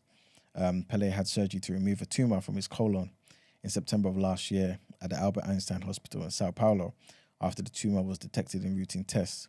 He was also readmitted to the hospital in late 2022, which is what we reported as well. His daughter, Kelly Nascimento, has kept fans updated on her father's condition with regular social media updates from the hospital. On Thursday, however, she posted a picture of what appeared to be Pele's family's hands on his body in hospital and wrote, "Everything we are is thanks to you. We love you infinitely. Rest in peace." Wherever football is played, the name of Pele will be synonymous with it. Yes. The next thing also, the Premier League has started back again. I'm just going to quickly go through the scores and then move on pretty much. But on Wednesday, Leeds lost to Man City 3-1. Chelsea on Tuesday beat Bournemouth 2-0. Manchester United beat Nottingham Forest 3-0. On Monday, on Boxing Day, Brentford drew with Tottenham 2-2. Crystal Palace lost to Fulham 3-0. Everton lost to Wolves 2-1. Leicester lost to Newcastle 3-0. Southampton lost to Brighton 3-1. Aston Villa lost to Liverpool 3-1. And Arsenal beat West Ham 3-1. And now they're obviously still at the top of the league, man. I believe with 4 points ahead of Man City. The next headline is to do with Gervonta Davis, who's one of the most known boxers currently. And he was released on bail on Wednesday after being jailed in Florida on a domestic violence charge. According to a Broward County Sheriff's Office incident report, Davis allegedly struck a woman on the right side of her face with a closed hand type slap in Florida on Tuesday afternoon before being jailed on a misdemeanor domestic charge of battery causing bodily harm. The report states that the woman, who doesn't live with Davis and whose name was redacted, suffered a small abrasion to the inside of her upper lip on the right side of her mouth. Davis was not under the influence of drugs or alcohol at the time of the alleged incident, according to the report. Following his release on a $1,000 bond on Wednesday, Davis denied the allegations in a since-deleted social media post. The 28-year-old is due to fight on the 7th of January against Hector Luis Garcia in Washington. More boxing news, and the WBC, which is the World Boxing Council, the president, Mauricio Suleiman, says the organization plans to introduce a new transgender category and will put out a call for interested athletes to come forward in 2023. The prospective category will adopt the at-birth rule, meaning that a trans fighter assigned as a male at birth would only be able to compete against a fellow trans fighter assigned as a male at birth. So he's come out and said that we're going to put out a global call for those who are interested in 2023, and we will set up the protocols, start consultation, and most likely create a league and a tournament. It is time to do this. We are doing this because of safety and inclusion. We have been the leaders in rules for women's boxing, so the dangers of a man fighting a woman will never happen because of what we're going to put in place. In boxing, a man fighting a woman must never be accepted regardless of gender change. There should be no grey area around this, and we want to go into it with transparency and the correct decisions. Woman to man or man to woman transgender change will never be allowed to fight a different gender by birth. And the very last thing is, this is kind of a bit of old news, but basically Senegalese athletes were kind of hating on the World Cup Senegalese football team. The decision basically by the president, Macky Sall, to pay Senegal's football squad its World Cup bonus, despite the team not hitting its target, caused anger for some of the West African nation. The African champions had been tasked with reaching the quarterfinals, but obviously they lost in the second round after a 3-0 defeat to England. This is what the president came out to say. We will fully pay the qualification bonuses for the quarterfinals for the whole official delegation. The World Cup bonuses, which come out of the pool of nearly $23 million unlocked by the Senegalese government to cover the World Cup costs, will differ depended on the involvement of the 26 players in the entire campaign, including qualifying. However, some former players and other Senegalese sportsmen have questioned the move. The former Teranga Lions forward, Kamara, told local newspaper Stades that if you win, you must be rewarded, but if you lose, you must learn from it. So obviously he's against them getting this money completely. Despite its generous nature, Sal's decision was even less favorably received by athletes from other sports who traditionally had to fight to fund their own participation in competitions. So yeah, people are quite upset about that. But at the same time, you can see why he's doing it. He kind of wants to encourage the team and whatnot. But yeah, that's pretty much the end of the reaction. Thank you very much. I mean, for Dan out here, the men fighting Oloni's engagement. You still Dan out here, man. Mark just said the same thing. Stop Mark hating. is pro-women, huh? Stop hating. Stop hating, honestly. hating, like, it's not cute. But let's get into our outro.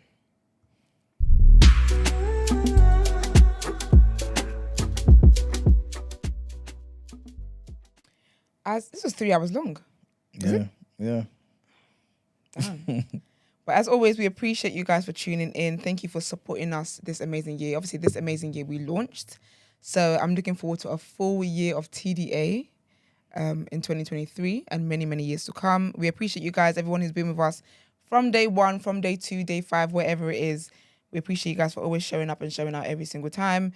Don't forget to like the video before you come out of this. Like the video, share it, do all that great stuff. Follow us on our social media platforms, The Day After TNB, Instagram, Twitter, and TikTok. And you can also send voice notes and text in for 075-2075-6484-1073. If you'd like to inquire about the show or feature on the show, you can email our team at thedayafter@thenewblack.com. Black is spelled with an X. We wish you all an amazing and blessed, problem-free New Year. Amen to that. We'll be back in the new year. Mm-hmm. Goodbye. Peace.